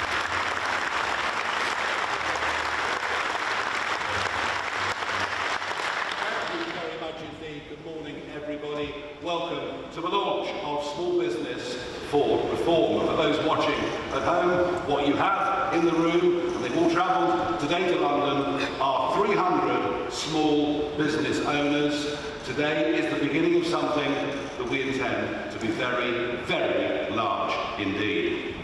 The sheer level of disconnect between the front benches in Westminster and what these men and women do in their lives has never been greater at any time in our history. This Labour government has absolutely no comprehension of what it's like to set up a small business, to run a small business, and to meet a monthly payroll. None of them have ever done it, none of them get it. And as for the Conservative Party, which over the years would have said that it did stand for small business, well, in their time in office, all they did was punish small business again and again. And unlike the other party leaders, I set up my first small business in 1993. For 30 years. I set up my first small business in 1993. For 30 years, I've run small businesses. For 30 years, I've known what the ups and downs of running a small business are like. Many was the time when it came to meeting the monthly payroll, when the staff would be earning a lot more money than me. I know how tough it can be. I know how legislation impacts on small business, and I know how much time is taken up with bureaucracy if you run a small business. And yet, just think back over the last few years. The IR35 rules brought in by the Conservative Party, affecting every single self-employed sole trader in this country, frankly, in the most bureaucratic and the most ridiculous way. I think it all comes from Treasury thinking that says that anybody in the private sector simply must be a crook, and only those of us in Whitehall are the good guys. The IR35 rules have made life very, very difficult for self-employed contractors, and frankly, they simply need to be scrapped. And let's allow the self-employed, who don't get sick pay or anything else, let's allow them to carry on with their lives. These businesses also hit by Jeremy Hunt's astonishing 30% increase in corporation tax in one go. In one fell swoop, put up corporation tax by 30%. And what that means is that all of these companies have less money to reinvest in their own businesses. Yet, again, that simply doesn't seem to be understood.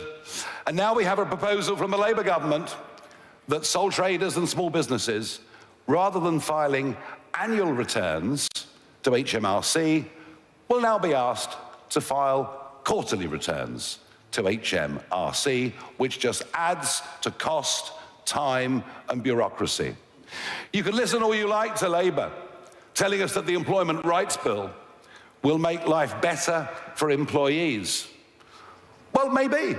If you're a big company with 5,000 or 10,000 staff, maybe you can deal with the increased cost and employee risk of the Employment Rights Bill. But what if you're a small business, just employing 3 people, and Labour bring in legislation whereby someone you take on could start to take action against you after literally the first day in work? There is no understanding of the impact of legislation. And that is because government only listens to big business. I saw this myself in my 20 years in Brussels. The big companies had their own lobbying offices, and it's not dissimilar here in Westminster. It's the big businesses that take you to Wimbledon. It's the big businesses that take people out for dinner. It's the big businesses that shape policy. And the small businesses, frankly, don't even get a look in. And yet, when you think about it, that's remarkable. Because over 99% of all businesses in this country are small businesses with fewer than 50 employees. Think of that. Over 99% of businesses. And think of this. 50% of those employed in the private sector, I'm talking about over 13 million people, are directly employed by small businesses. And yet, think again of what this Labour government has done. NIC of itself has had a massive impact on all of these people as employers. But just think, reducing the level at which NIC becomes appropriate to $5,000 a year, whilst at the same time putting up the minimum wage for under 18s by 18%, has meant 50,000 fewer teenagers have jobs today than did this time last year. Legislation that might work for big firms doesn't work for small firms. And I think the other great betrayal, and it is that, is every one of these millions of businesses, every one of these 5.6 million businesses believed that with Brexit, the regulatory burden on their shoulders would become less.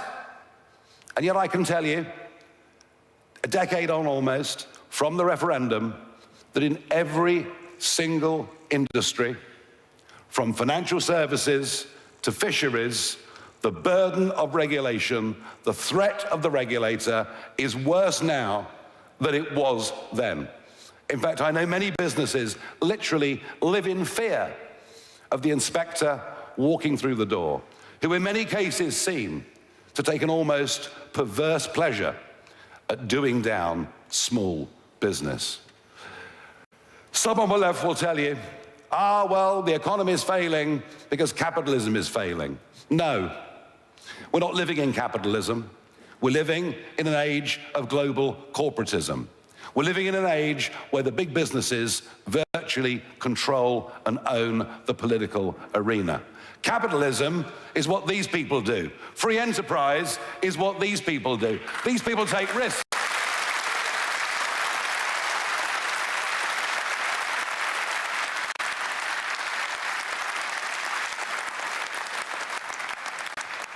They risk their own money. They go to the bank and borrow money.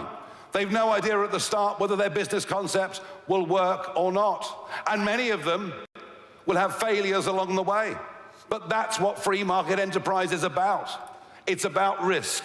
It's about reward. It's about failure. And some of them, who despite everything, go on, succeed, make lots of money, well, they're almost treated in Britain as if they've done something wrong.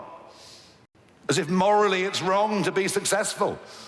Morally it's wrong to make money. Well, what a reform government will do is everything we can do from the education system onwards to change that culture.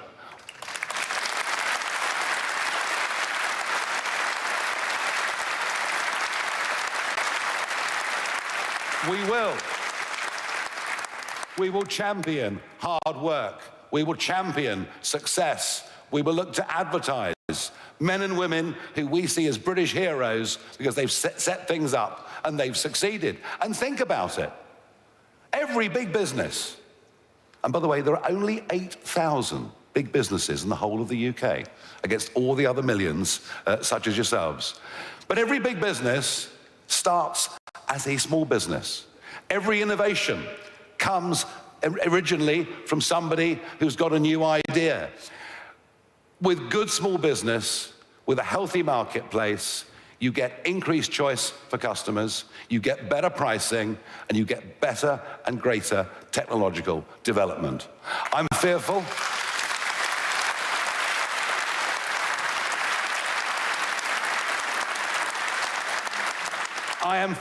that this budget won't understand any of that. And well, of course, everything about this budget will be to attack hard work, attack saving, attack aspiration. But if Rachel Reeves does make changes to dividend income, etc., I can see a lot of small businesses, especially those in the tech space, just thinking, you know what? I'll hop on a plane to Dublin and I'll work from there. It'll be just so much easier. I fear the flight of business, the lack of investment in this country will get significantly worse if Reeves does touch dividends. So my message today is very, very simple. The Conservatives betrayed you on small business. Labour doesn't have any comprehension of actually what you do as small business. We do. We get it. I've been in business, I've run my own businesses, as many of my colleagues have, as thousands of our members have. And so today, as we launch Small Business for Reform, we are looking for tens of thousands of businesses up and down this country to join this organisation. We will put in place a board. We will work together to produce the right policies for small business, for entrepreneurship, for startups, for our manifesto for the next general election. But more than that, we will become a very strong voice and a very strong lobby for small business as an ongoing part of the national debate in this country. And it's a debate, frankly, that has not been heard for far too long. I feel passionately about this. I will certainly be heavily involved with this organisation. This is in my blood. I know it's in yours too. And I believe we'll get a very large number of people. Come and join us. Join this organisation. Help us build a council. Let's give this the single most ignored group of people in this country. 5.6 million businesses, 13 million staff, 50% of jobs in the private sector. It's about time they had a voice, and we intend to give them that.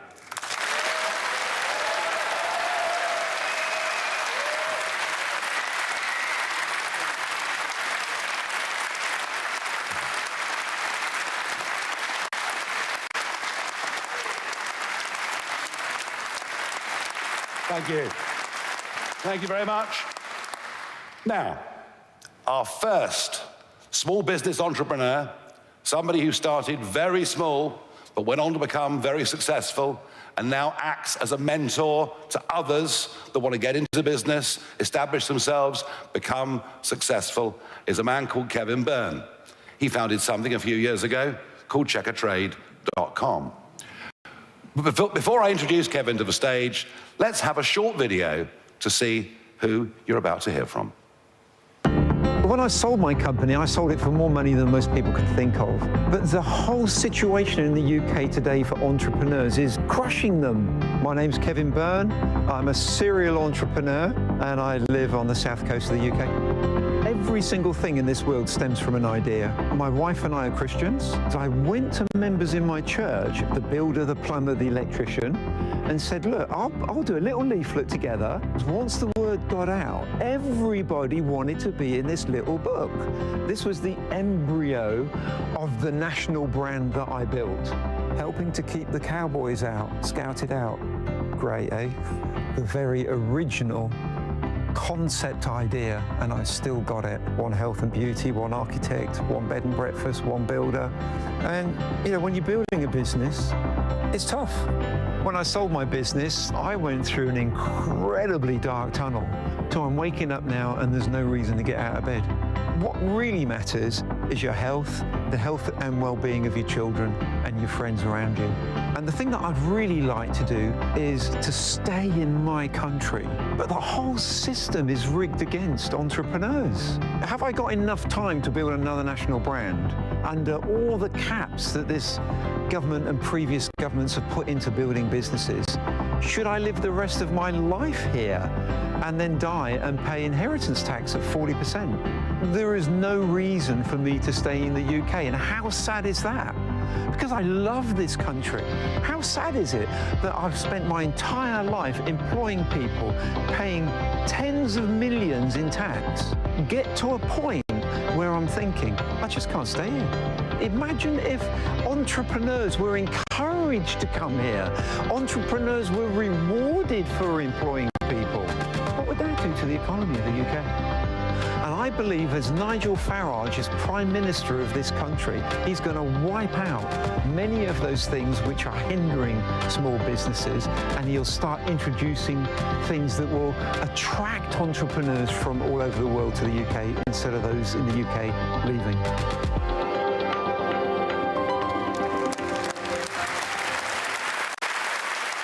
Ladies and gentlemen, I'm pleased to say that Kevin Byrne is not going to emigrate. He's going to help us make this a country for entrepreneurs, startups and small businesses, and I'm very pleased to welcome him to the stage now.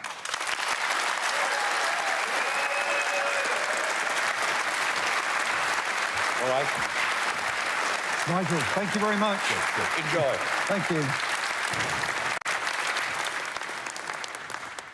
Good morning, everyone, and I'm sorry I've got my back to you. Apologies. I've spent, as you've seen on there, most of my life working either as a sole trader or a small business, and then I got to a national brand, and then I sold it. So there's very little that I have not experienced, gone through as a businessman in this world. I can remember when I was in my 20s and my children started to appear. And this is how it all started. My wife said to me, Kev, look at the state of the carpets. So I thought, maybe I could go out and get a carpet cleaning machine and start. And from that, it's where you advertise. And from that, you put something together. And from that, it leads on to something else. But that whole journey is incredibly difficult, as you will all know, the people around this auditorium today that have built a business. But when I was preparing this speech, I was thinking on what I should say in such a short amount of time. And about 3 months ago, off my own back, I thought I'd put a paper together for Nigel, and I called it Small Business is Britain. And I just want to read you the opening part of this because it's so powerful. Some of these numbers have changed since, so bear with me. 5.6 million SMEs, 99% of all firms, 16.7 million people employed. That's 50 to 60% of the private sector. 2.8 trillion turnover, half the economy, half. And I want to emphasize that because in my business, if I had something that was responsible for half the income, man, I would give it all of my attention. But what attention do we get? And I wrote this: confidence is at rock bottom. Insolvencies are at a 14-year high. Over half of all owners say trading is worse than 5 years ago. And most have shelved plans to grow. How sad is that? Risk takers feel punished, as Nigel was saying. Before a penny of profit, the tax man takes his cut. Add in the red tape, late payments, high costs, and entrepreneurs stop growing, or they leave the UK. Isn't that a terrible place to be?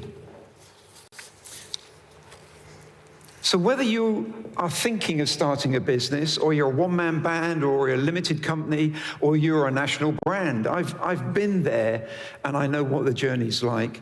And there's very little that anyone can tell me that I haven't experienced or been through myself. But let me bring it right back down to the basics. A very good friend of mine, he actually used to work with me in building my business. He moved to Northumberland. His name's Andrew, and he started a cafe. And I speak to him regularly, and he said to me, Kev, I haven't built my business because of the government or any help that's been offered. I've built my business despite the government and the lack of help. And that is such a terrible indictment, isn't it? For us that are just trying to be the backbone, the heroes of the economy of the UK. We, the tradesmen, the business owners of the UK, we fix people's houses, we transport them, we build their cars, we feed them, we clothe you, we entertain you. Absolutely the backbone of the UK, and yet the neglect from this government and previous governments is absolutely staggering. You'll know as a business person that's self-employed, you don't work from 9 to 5. For me, I got up in the morning, opened my laptop, and when I'd finished for the day at 12 o'clock at night, I would close my laptop and go to bed. Who else experiences that? Most of us, a lot of people nodding their heads. And it's tough. But where's the help? I learned something in my business, building a national brand, that most of us are like the rest of us. And if you can build the right environment, things will grow. I learned that people, your workforce, the small trades of the UK, they want to feel appreciated.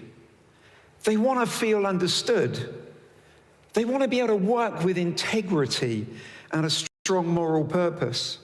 They want to be trusted, but above all, and this is what I think is probably the most important thing, they've got to have a vision for the future.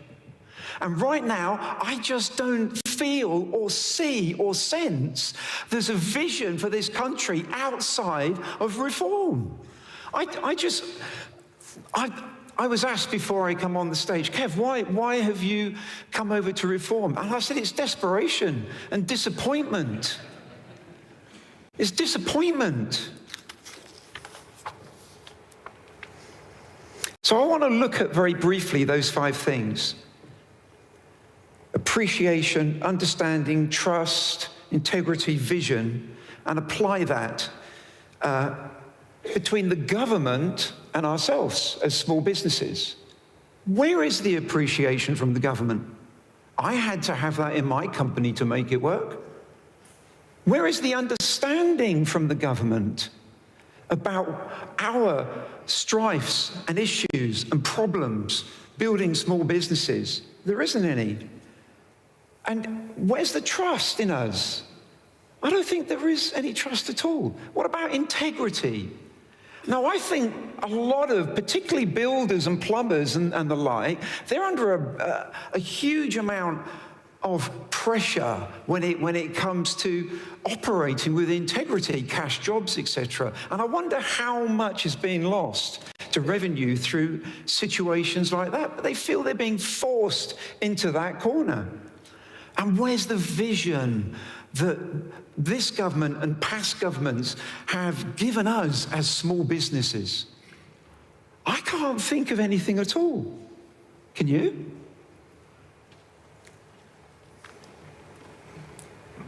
The tragedy is this, and it's twofold. 30% of all small businesses fail within the first 2 years. That's the first tragedy. The second tragedy is this. With the fast approaching employment rights bill, wow.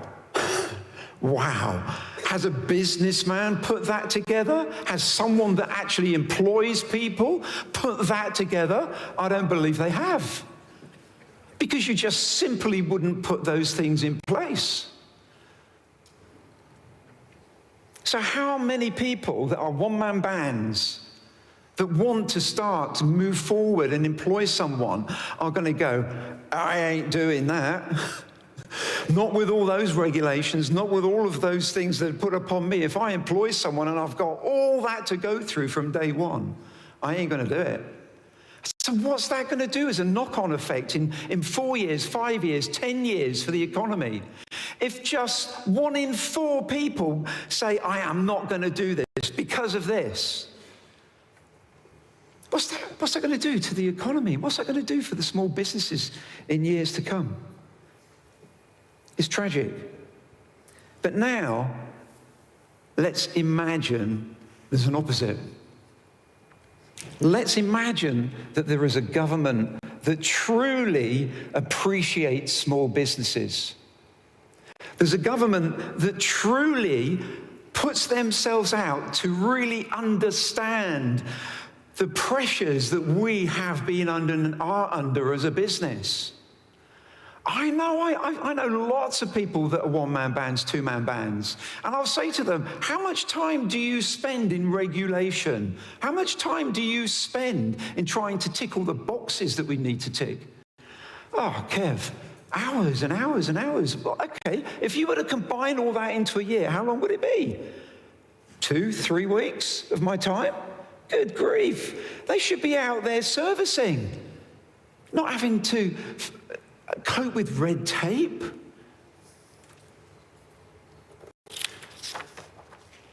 So, what is it that this country needs? It needs a system that encourages people, a system that will help that one-man band take that leap without the fear or the bureaucracy that's associated to it. We need that. Imagine if success was recognized and appreciated and applauded in the UK. Do you know the United States economy at the moment is growing?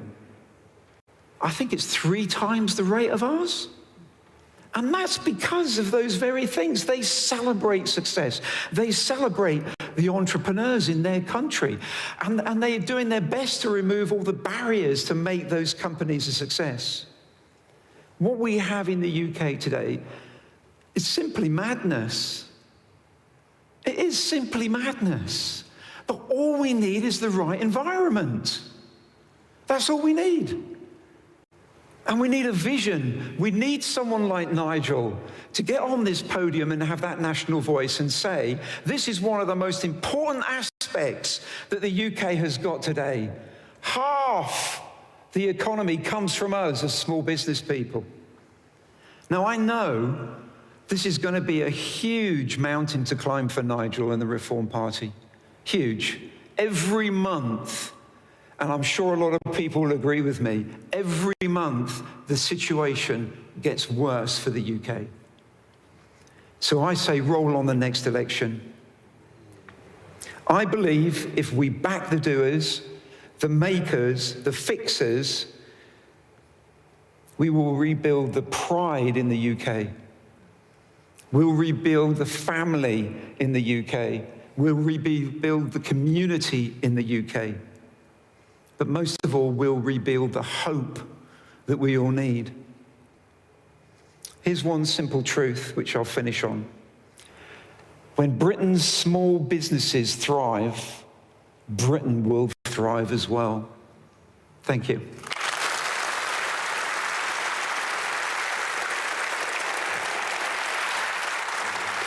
Lots of passion. Well done.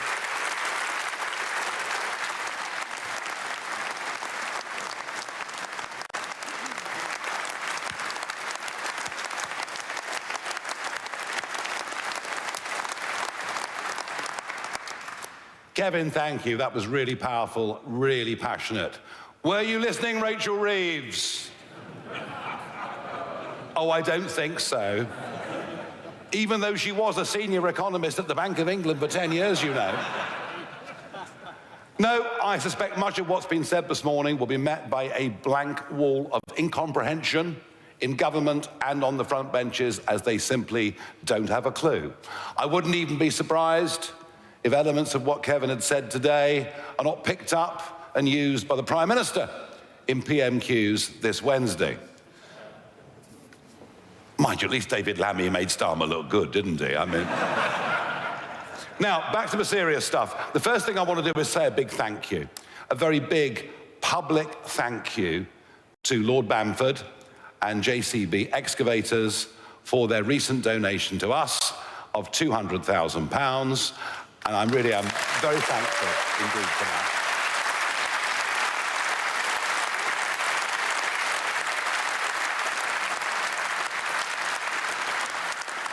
And they've given a lot of money, over £10 million to the Conservatives over the years, but they're giving us some money because they know that we are pro-entrepreneurship. They know that we are pro-startup. They know that we are pro-small business. And Lord Bamford himself describes small business, rather as Kevin just did, as the backbone of the British economy. Nobody in Westminster has understood this or talked about this for years. Today is just the start, of you hearing a lot about this, I promise you. Now, we have the usual list of questions from the press, which I will take. Anything to do with what's been discussed today by Kevin or business, I will bring him back on stage. But let's kick off with Harry Farley from the BBC. Thank you, Mr. Farage. Harry Farley from BBC News. You've spoken about this being the last chance for the BBC. The outgoing CEO of News at the BBC, Deborah Turness, said the corporation is not institutionally biased. What do you think of that? And what specifically do you think needs to change at the corporation to reform? And on small business, you used to talk about scrapping business rates for high street firms, but last week you said widespread tax cuts were not realistic. Can you clarify whether you would still scrap business rates for high street shops? The BBC has been institutionally biased for decades.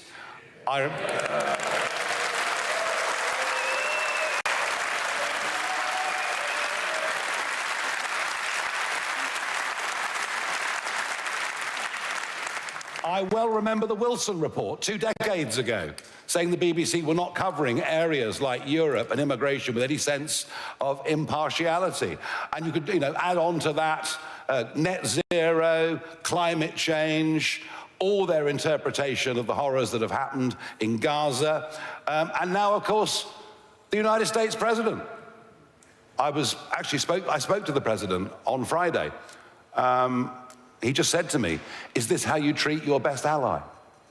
It's quite a powerful comment, isn't it?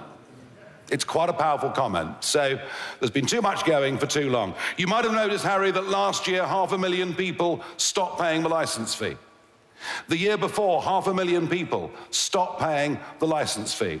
If the BBC doesn't now get a grip, get somebody in from the outside, somebody who has got a history and a culture of changing organisations, of turning them around, then I think what you would see within the next couple of years are many, many millions just refusing, just not wanting to have the licence fee. I spoke to Nadine Dorries at some length this morning. She, of course, the former Culture Secretary, now a member of Reform, and she was the one trying very hard to bring some reforms in. And I rather agree with her. We need to very much slim down BBC. When it comes to entertainment, when it comes to sport, and many other areas like that, well, they should compete against everybody else for a subscription model. That's the modern world that we live in.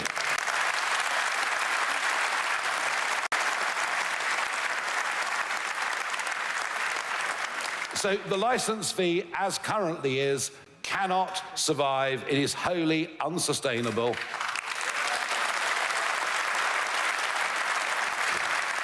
Which, by the way, doesn't mean I don't want a BBC. I think part of our global brand, I think the BBC is important. I think BBC World Service is actually very, very important. And I think the BBC should get back to doing news, but just to doing straight news. If it can manage that, it has something of a future. If it can't manage that, frankly, it has no future at all.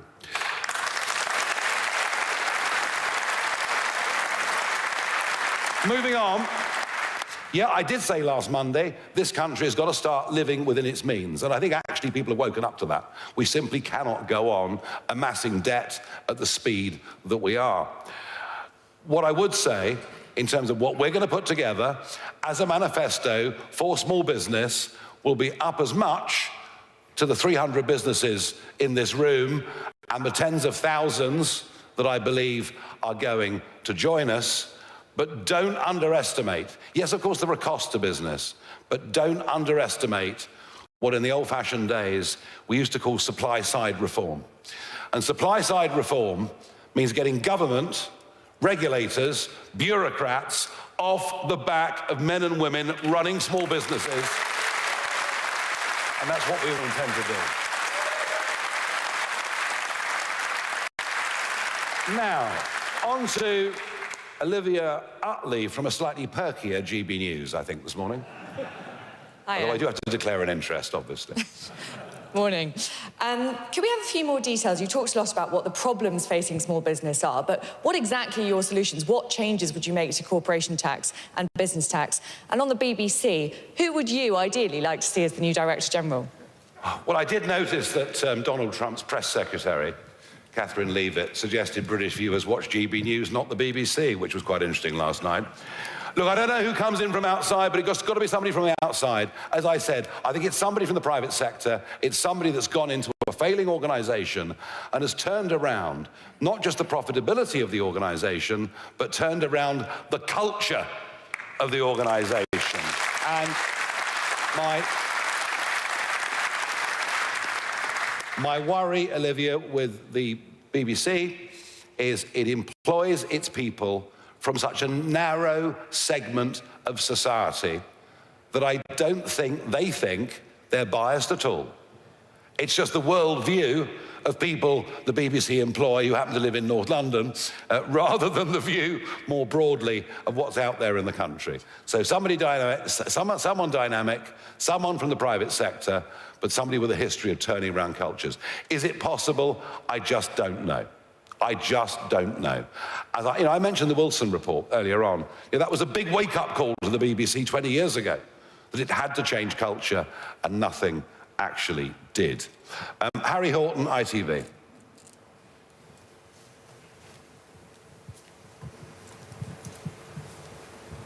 Thank you very much, Harry Horton, ITV News.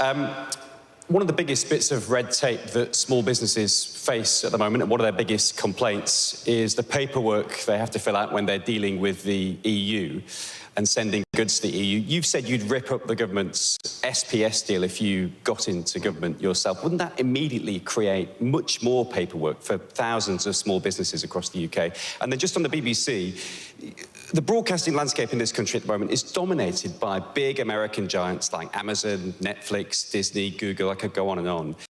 Are you worried about what it means for British culture if the BBC in future is much smaller, weaker, and less consumed than it is today? Well, why doesn't the BBC then reflect what British culture actually is, rather than the absolutely mad...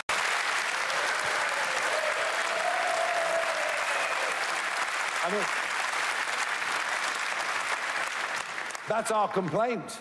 They've gone so mad on DEI and everything else, they're not reflecting the country we're living in. If they did reflect the country we live in, we wouldn't have the current crisis and the current problems that we've got. We had 50 years of red tape from Brussels, 50 years of endless red tape. Some of it would have been regulations, rules we sensibly might have put in place ourselves. But it's actually a double problem. It isn't just the EU rulebook, big problem though that is. It is the massive over-interpretation of that rulebook by regulators, by quangos, by bureaucrats in this country. And you speak to people out there, working in all sorts of businesses, and the regulators aren't there to work with business. Their culture is to work against business. And I'm sure if you stick around after this room, you would pick up stories from individuals here about just how difficult it is for them even to survive. So I'll come back to culture.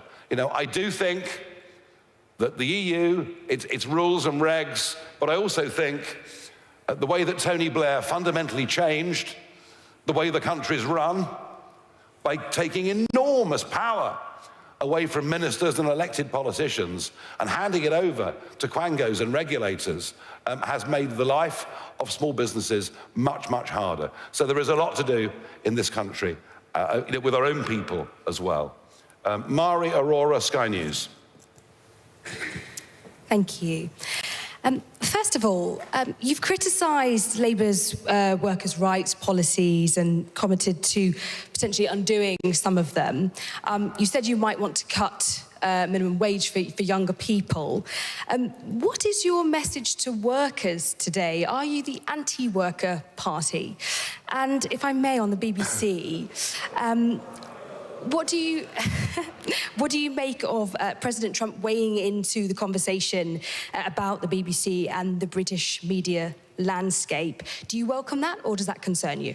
Well, if I was the President of the United States of America, if I was the person making sure that the United Kingdom had security guarantees that meant that it could be defended, whereas on its own it would be helpless, and I'd been stitched up on the eve of a national election.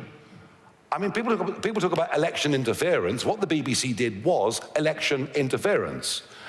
If you put yourself in Donald Trump's shoes, I think you'll understand why, when I had a chat with him on Friday, he made his feelings on the subject known to me in no uncertain terms and not in a quotable form.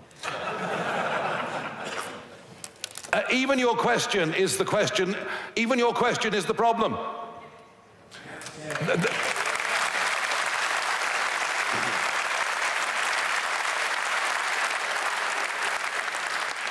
There are only 8,000 big businesses in the whole of the United Kingdom. Only 8,000. 99% of companies have fewer than 50 employees, and most of them are one or two person operations. And the whole national debate about the economy and about jobs and about work and about legislation focuses solely on those big businesses, because they're the people that have the voice. They're the people that appear on the morning TV and radio shows. We are pro-worker. We believe what we do will create many, many more jobs. Many, many more jobs.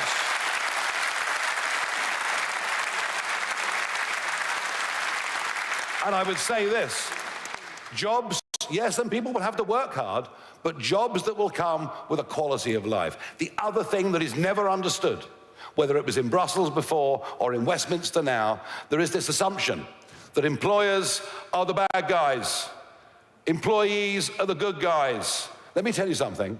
Most people that run family businesses treat their staff as well as they treat their own families. I know that.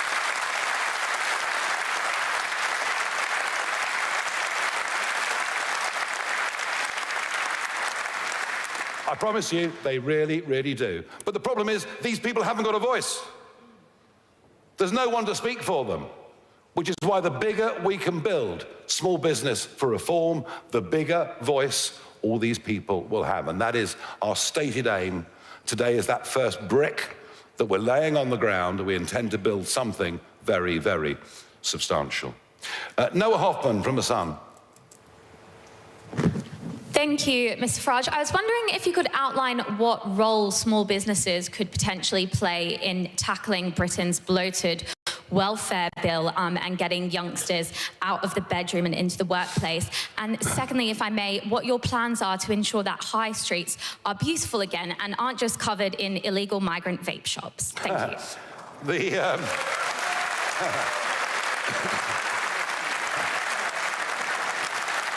You know, what I said 2 weeks ago was that if you reduce to £5,000 the level at which employers start to pay NIC, and you substantially increase minimum wage for young people, you will finish up with fewer young people in work. And sure enough, year one, there are 50,000 fewer young people in work.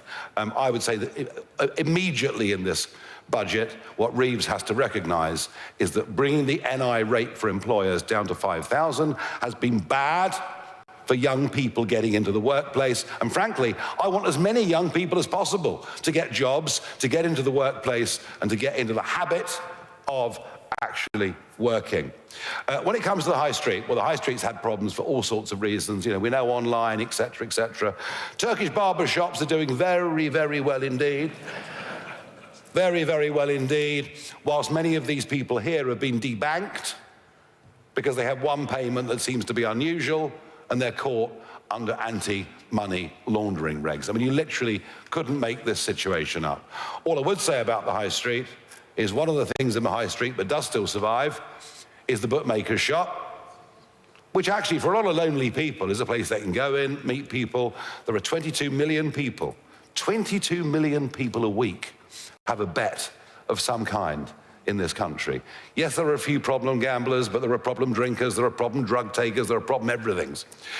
And I worry that if she puts up gaming duty significantly in this budget, not only will it close hundreds, maybe thousands of high street bookmakers, but I genuinely wonder whether Clacton Pier and the other 400 seaside villages and towns that have innocent amusements where kids put in tuppence, you know, those maddening machines, You always think you're about to win big, don't you? I still think I'm going to win big. I never do.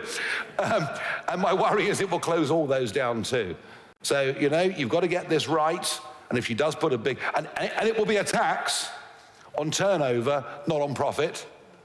So the impact on the high streets, the impact on our seasides could be very, very serious. I very much hope she listens, and I know the Sun have been taking this incredibly, and quite rightly, seriously. Martin Beckford, Daily Mail. Thank you. You mentioned big business owning the political arena and lobbyists taking people to Wimbledon. Do you currently want your MPs not to take freebies? And would a future reform government, would ministers be banned from accepting corporate hospitality? Thank you. Well, that depends what corporate hospitality is. You know, and you've got to define it properly, haven't you? You know, is it having a cup of tea? You know, clearly not. You know, is corporate hospitality going to Wimbledon? Perhaps it is. Look, you know, the most important thing about this is that it is above board and it's not hidden, so that everyone can see. But I can promise you, I can absolutely promise you that it is the voice of big business that Brussels listen to. It's the voice of big business that Westminster's listening to. And I've had these debates and arguments over the years with ministers. They say, but Nigel, it's what business wants. So no. It's what two big businesses want. And actually, they want an environment that makes it as difficult as possible for small and medium-sized businesses to survive, to flourish, and to come and challenge their role in the marketplace. They want to squeeze everybody out.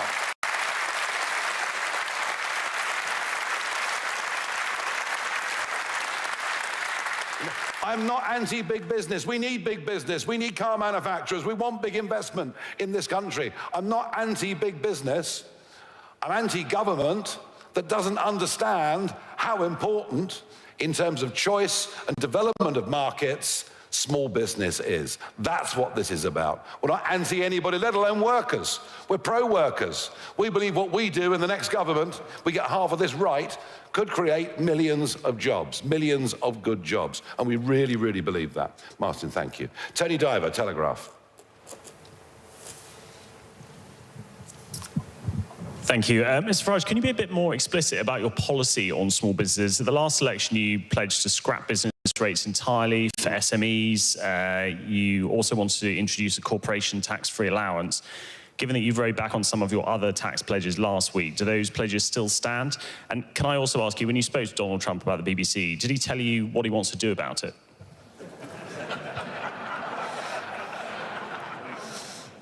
Not sure before the watershed I can answer that one. Look, you know, what's done is done. What's done? You know, Trump. This isn't about Trump.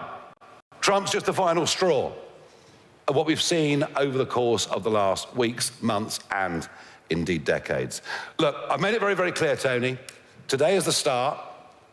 Today is the first brick in what is going to be a big, strong, powerful building that will have a voice for business. I understand what you say. It links in very much to the question from the Sun about business rates. You know, we will build and forge a full policy on this between now and the next election. What I will say, though, specifically, is that the VAT threshold is far too low, and it's one heck of a burden.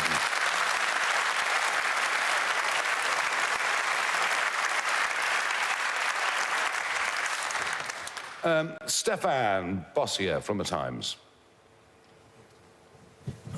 Thank you, Nigel. Stefan Bossier from The Times. You know, a lot of the words you've said today will be seen as an attack on big business. You know, you said it's an age of global corporatism and that they own and sell Westminster. Are you not concerned about the sort of thing that could do to business investment under a potential reform government, particularly amongst big multinational companies? No, I'm very happy for big business to invest in Britain. You know, I mean, I'm very happy when Nissan years ago opened car factories. I was very happy when I worked in London and 300 foreign banks headquartered in London. Very happy with that. I'm not anti-big business. I'm just anti-big business having such a say over government policy that small business doesn't get a look in. And believe me, small business has not had a look in for years and years and years. It has become the most neglected sector of the British economy, and yet And yet, as Kevin said, it's half the economy. So let's give it a voice.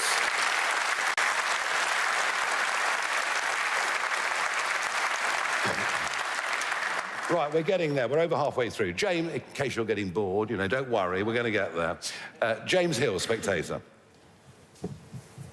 At the beginning of your speech, you criticised Treasury thinking. What would a reform government mean for the Treasury? Would you break it up, first of all? And secondly, you talked about living within your means. Will you commit that your next election manifesto is going to be fully costed by an organisation like the IFS, for instance?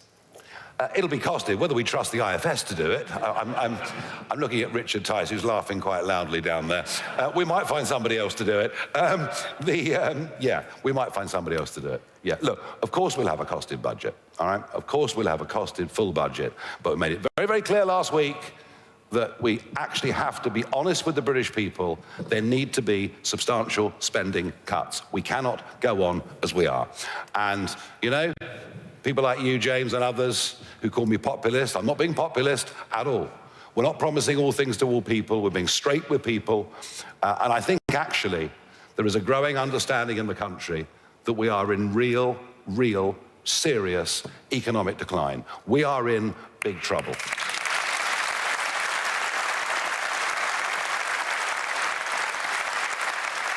George Lithgow from PA. George?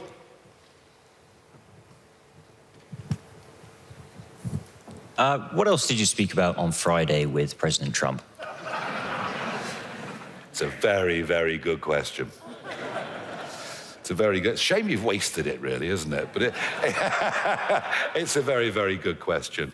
No, we talked a little bit about the British political scene, as you might understand, and we talked particularly... Now, I will say this. Other things I won't say, but I will say this. We talked about energy. About energy, without which, without reliable energy at cheap pricing, we are seeing literally an industrial massacre in this country. It comes month on month on month, and we give ourselves almost no chance of getting into the 21st century technologies, which, by the way, will be big businesses, yeah, data banks, etc. I'm not against all this. And we are going to need a lot more energy than we've ever had, and to currently have the highest industrial energy prices in the world, Trump just thinks is a most self-destructive act. And I agree with him 100%. Our energy policy is mad.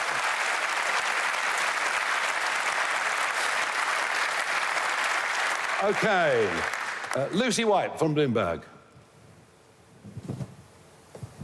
Thank you. Businesses have for years been complaining about the lack of growth finance in the UK and their entrepreneurs' ability to exit their business when the time comes and start something new. What do you plan to do around that area to increase growth finance in the UK and exit opportunities? And both yourself and Richard Tice have spoken in recent days about private equity and the shame that it is that so many of our businesses are being bought by private equity. Do you plan to introduce restrictions on that if reform is to get into government? Well, the first thing I would say is slightly more, I mean, I understand your question, but exit tax. Now, there is now talk of an exit tax. You want to sell your business, you want to move, there'd be an exit tax. And there's rumours that could come into the budget. That would mean that people just wouldn't invest here. They'd start investing elsewhere. And that, I think, would be a major, major problem. When it comes to finance, well, look, there is already a secondary lending market that is building and developing out there. No one quite knows the scope or the scale of it, partly because banks quite massively de-risked after what happened in 2008. So, I mean, I'm worried there could be some scare stories down that rabbit hole at some point in time. Private equity, well, of course it exists, but what we would like to see is a London Stock Exchange that once again has IPOs. And I can't promise to wave a magic wand on that, but I think your question is part of a much bigger question about the Financial Conduct Authority and the way in which it operates in what is still Britain's biggest industry. It has lots of individual players, but it's Britain's biggest industry. So look, I would say this to you, no exit tax, otherwise you're going to kill investment in this country. And let's have a serious think. In terms of financial services, in terms of funding of businesses and operations of a stock exchange, we need a really big, hard thing. I can't give you an immediate answer. All I would say is this, that, you know, we have to compete. We have to compete against other stock exchanges, yet we keep stamp duty when our competitors don't. There are many things we can do to at least begin this process. But we can't stop private equity being good at what they do. Mauricio Alencar from City AM. Thank you. Just on the VAT threshold, some right-wing economists have called for it to be lowered to promote growth. How high should the VAT threshold be? Significantly higher than it currently is. And if you ask, there are so many businesses, there are so many one- and two-man bands who find themselves literally on that cusp. They're literally on that cusp. And that's why the argument for increasing the threshold makes sense. You know, you're operating a one- or two-man band, you can sort of understand that you might be at or near where the threshold is. Remove that worry, and I would say it would need to be sort of, well, I'm not going to predict now whether it's up 75%, 100%, but it's something in that region. And at the moment, it's a damn nuisance to a very large number of people and a huge worry to a very large number of people. And it's one of those things, you know, Kevin talked about it earlier, it's one of those things, it's the difference between having one member of staff and two members of staff. You know, and if that conversation is had amongst millions of businesses, you begin to see what the potential for this sector of the economy really is. Removing some of the headaches makes an awful lot of sense to me. Mari Novick from the FT. Hello. It's not entirely clear to me. So you did speak to Trump on Friday about the BBC. Can you be a bit clearer about exactly what you said and what was said and what he replied? Look, I'm not going to say any more than I've said. He was very, very unhappy. Is that the way you treat an ally? Well, it's not the way that I treat an ally. I mean, the guy was stitched up in the most unbelievable way on the eve of a national, general and presidential election in America, and he and large numbers of Americans are utterly furious about it. And, you know, at a time when there is quite a big debate in America about just how much support they should give to this side of the pond, whether it's to Ukraine or whether it's to us, and that debate is happening, it's a very, very damaging thing. It's good that it's been dealt with for now, but just getting rid of two members of staff does not eradicate the cultural problems that lie deep within the BBC and have for many, many decades.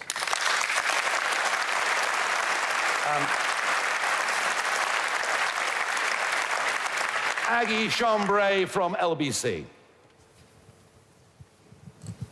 Thank you very much, Aggie Chambray, LBC. If your small business board recommended closer ties with the European Union to make the regulatory burden on business lesser, would you do that? And also, if I may, you said you want the BBC to just do straight news. So under a reform government, would that mean that the BBC wouldn't host things like The Traitors? Well, it wouldn't need to, would it? It wouldn't need to, because it would be, if it was going for programs like that, or strictly, it would compete on the market, and it would compete for us to pay, as we have to pay to watch all sorts of services and streaming services. It's a fundamental change. It's a fundamental change, and I think its time has come. Sorry, your first question? The small business board recommended. Oh, sorry, EU regulations. Yeah, sorry, similar to the previous one. Look, you know, it is extremely unlikely that small business, if it thinks it can have a voice in making laws in our country, would decide to have absolutely no voice at all in laws that were made in Brussels. And that's the point. You know, masses and masses and masses of EU law put into British law over decades.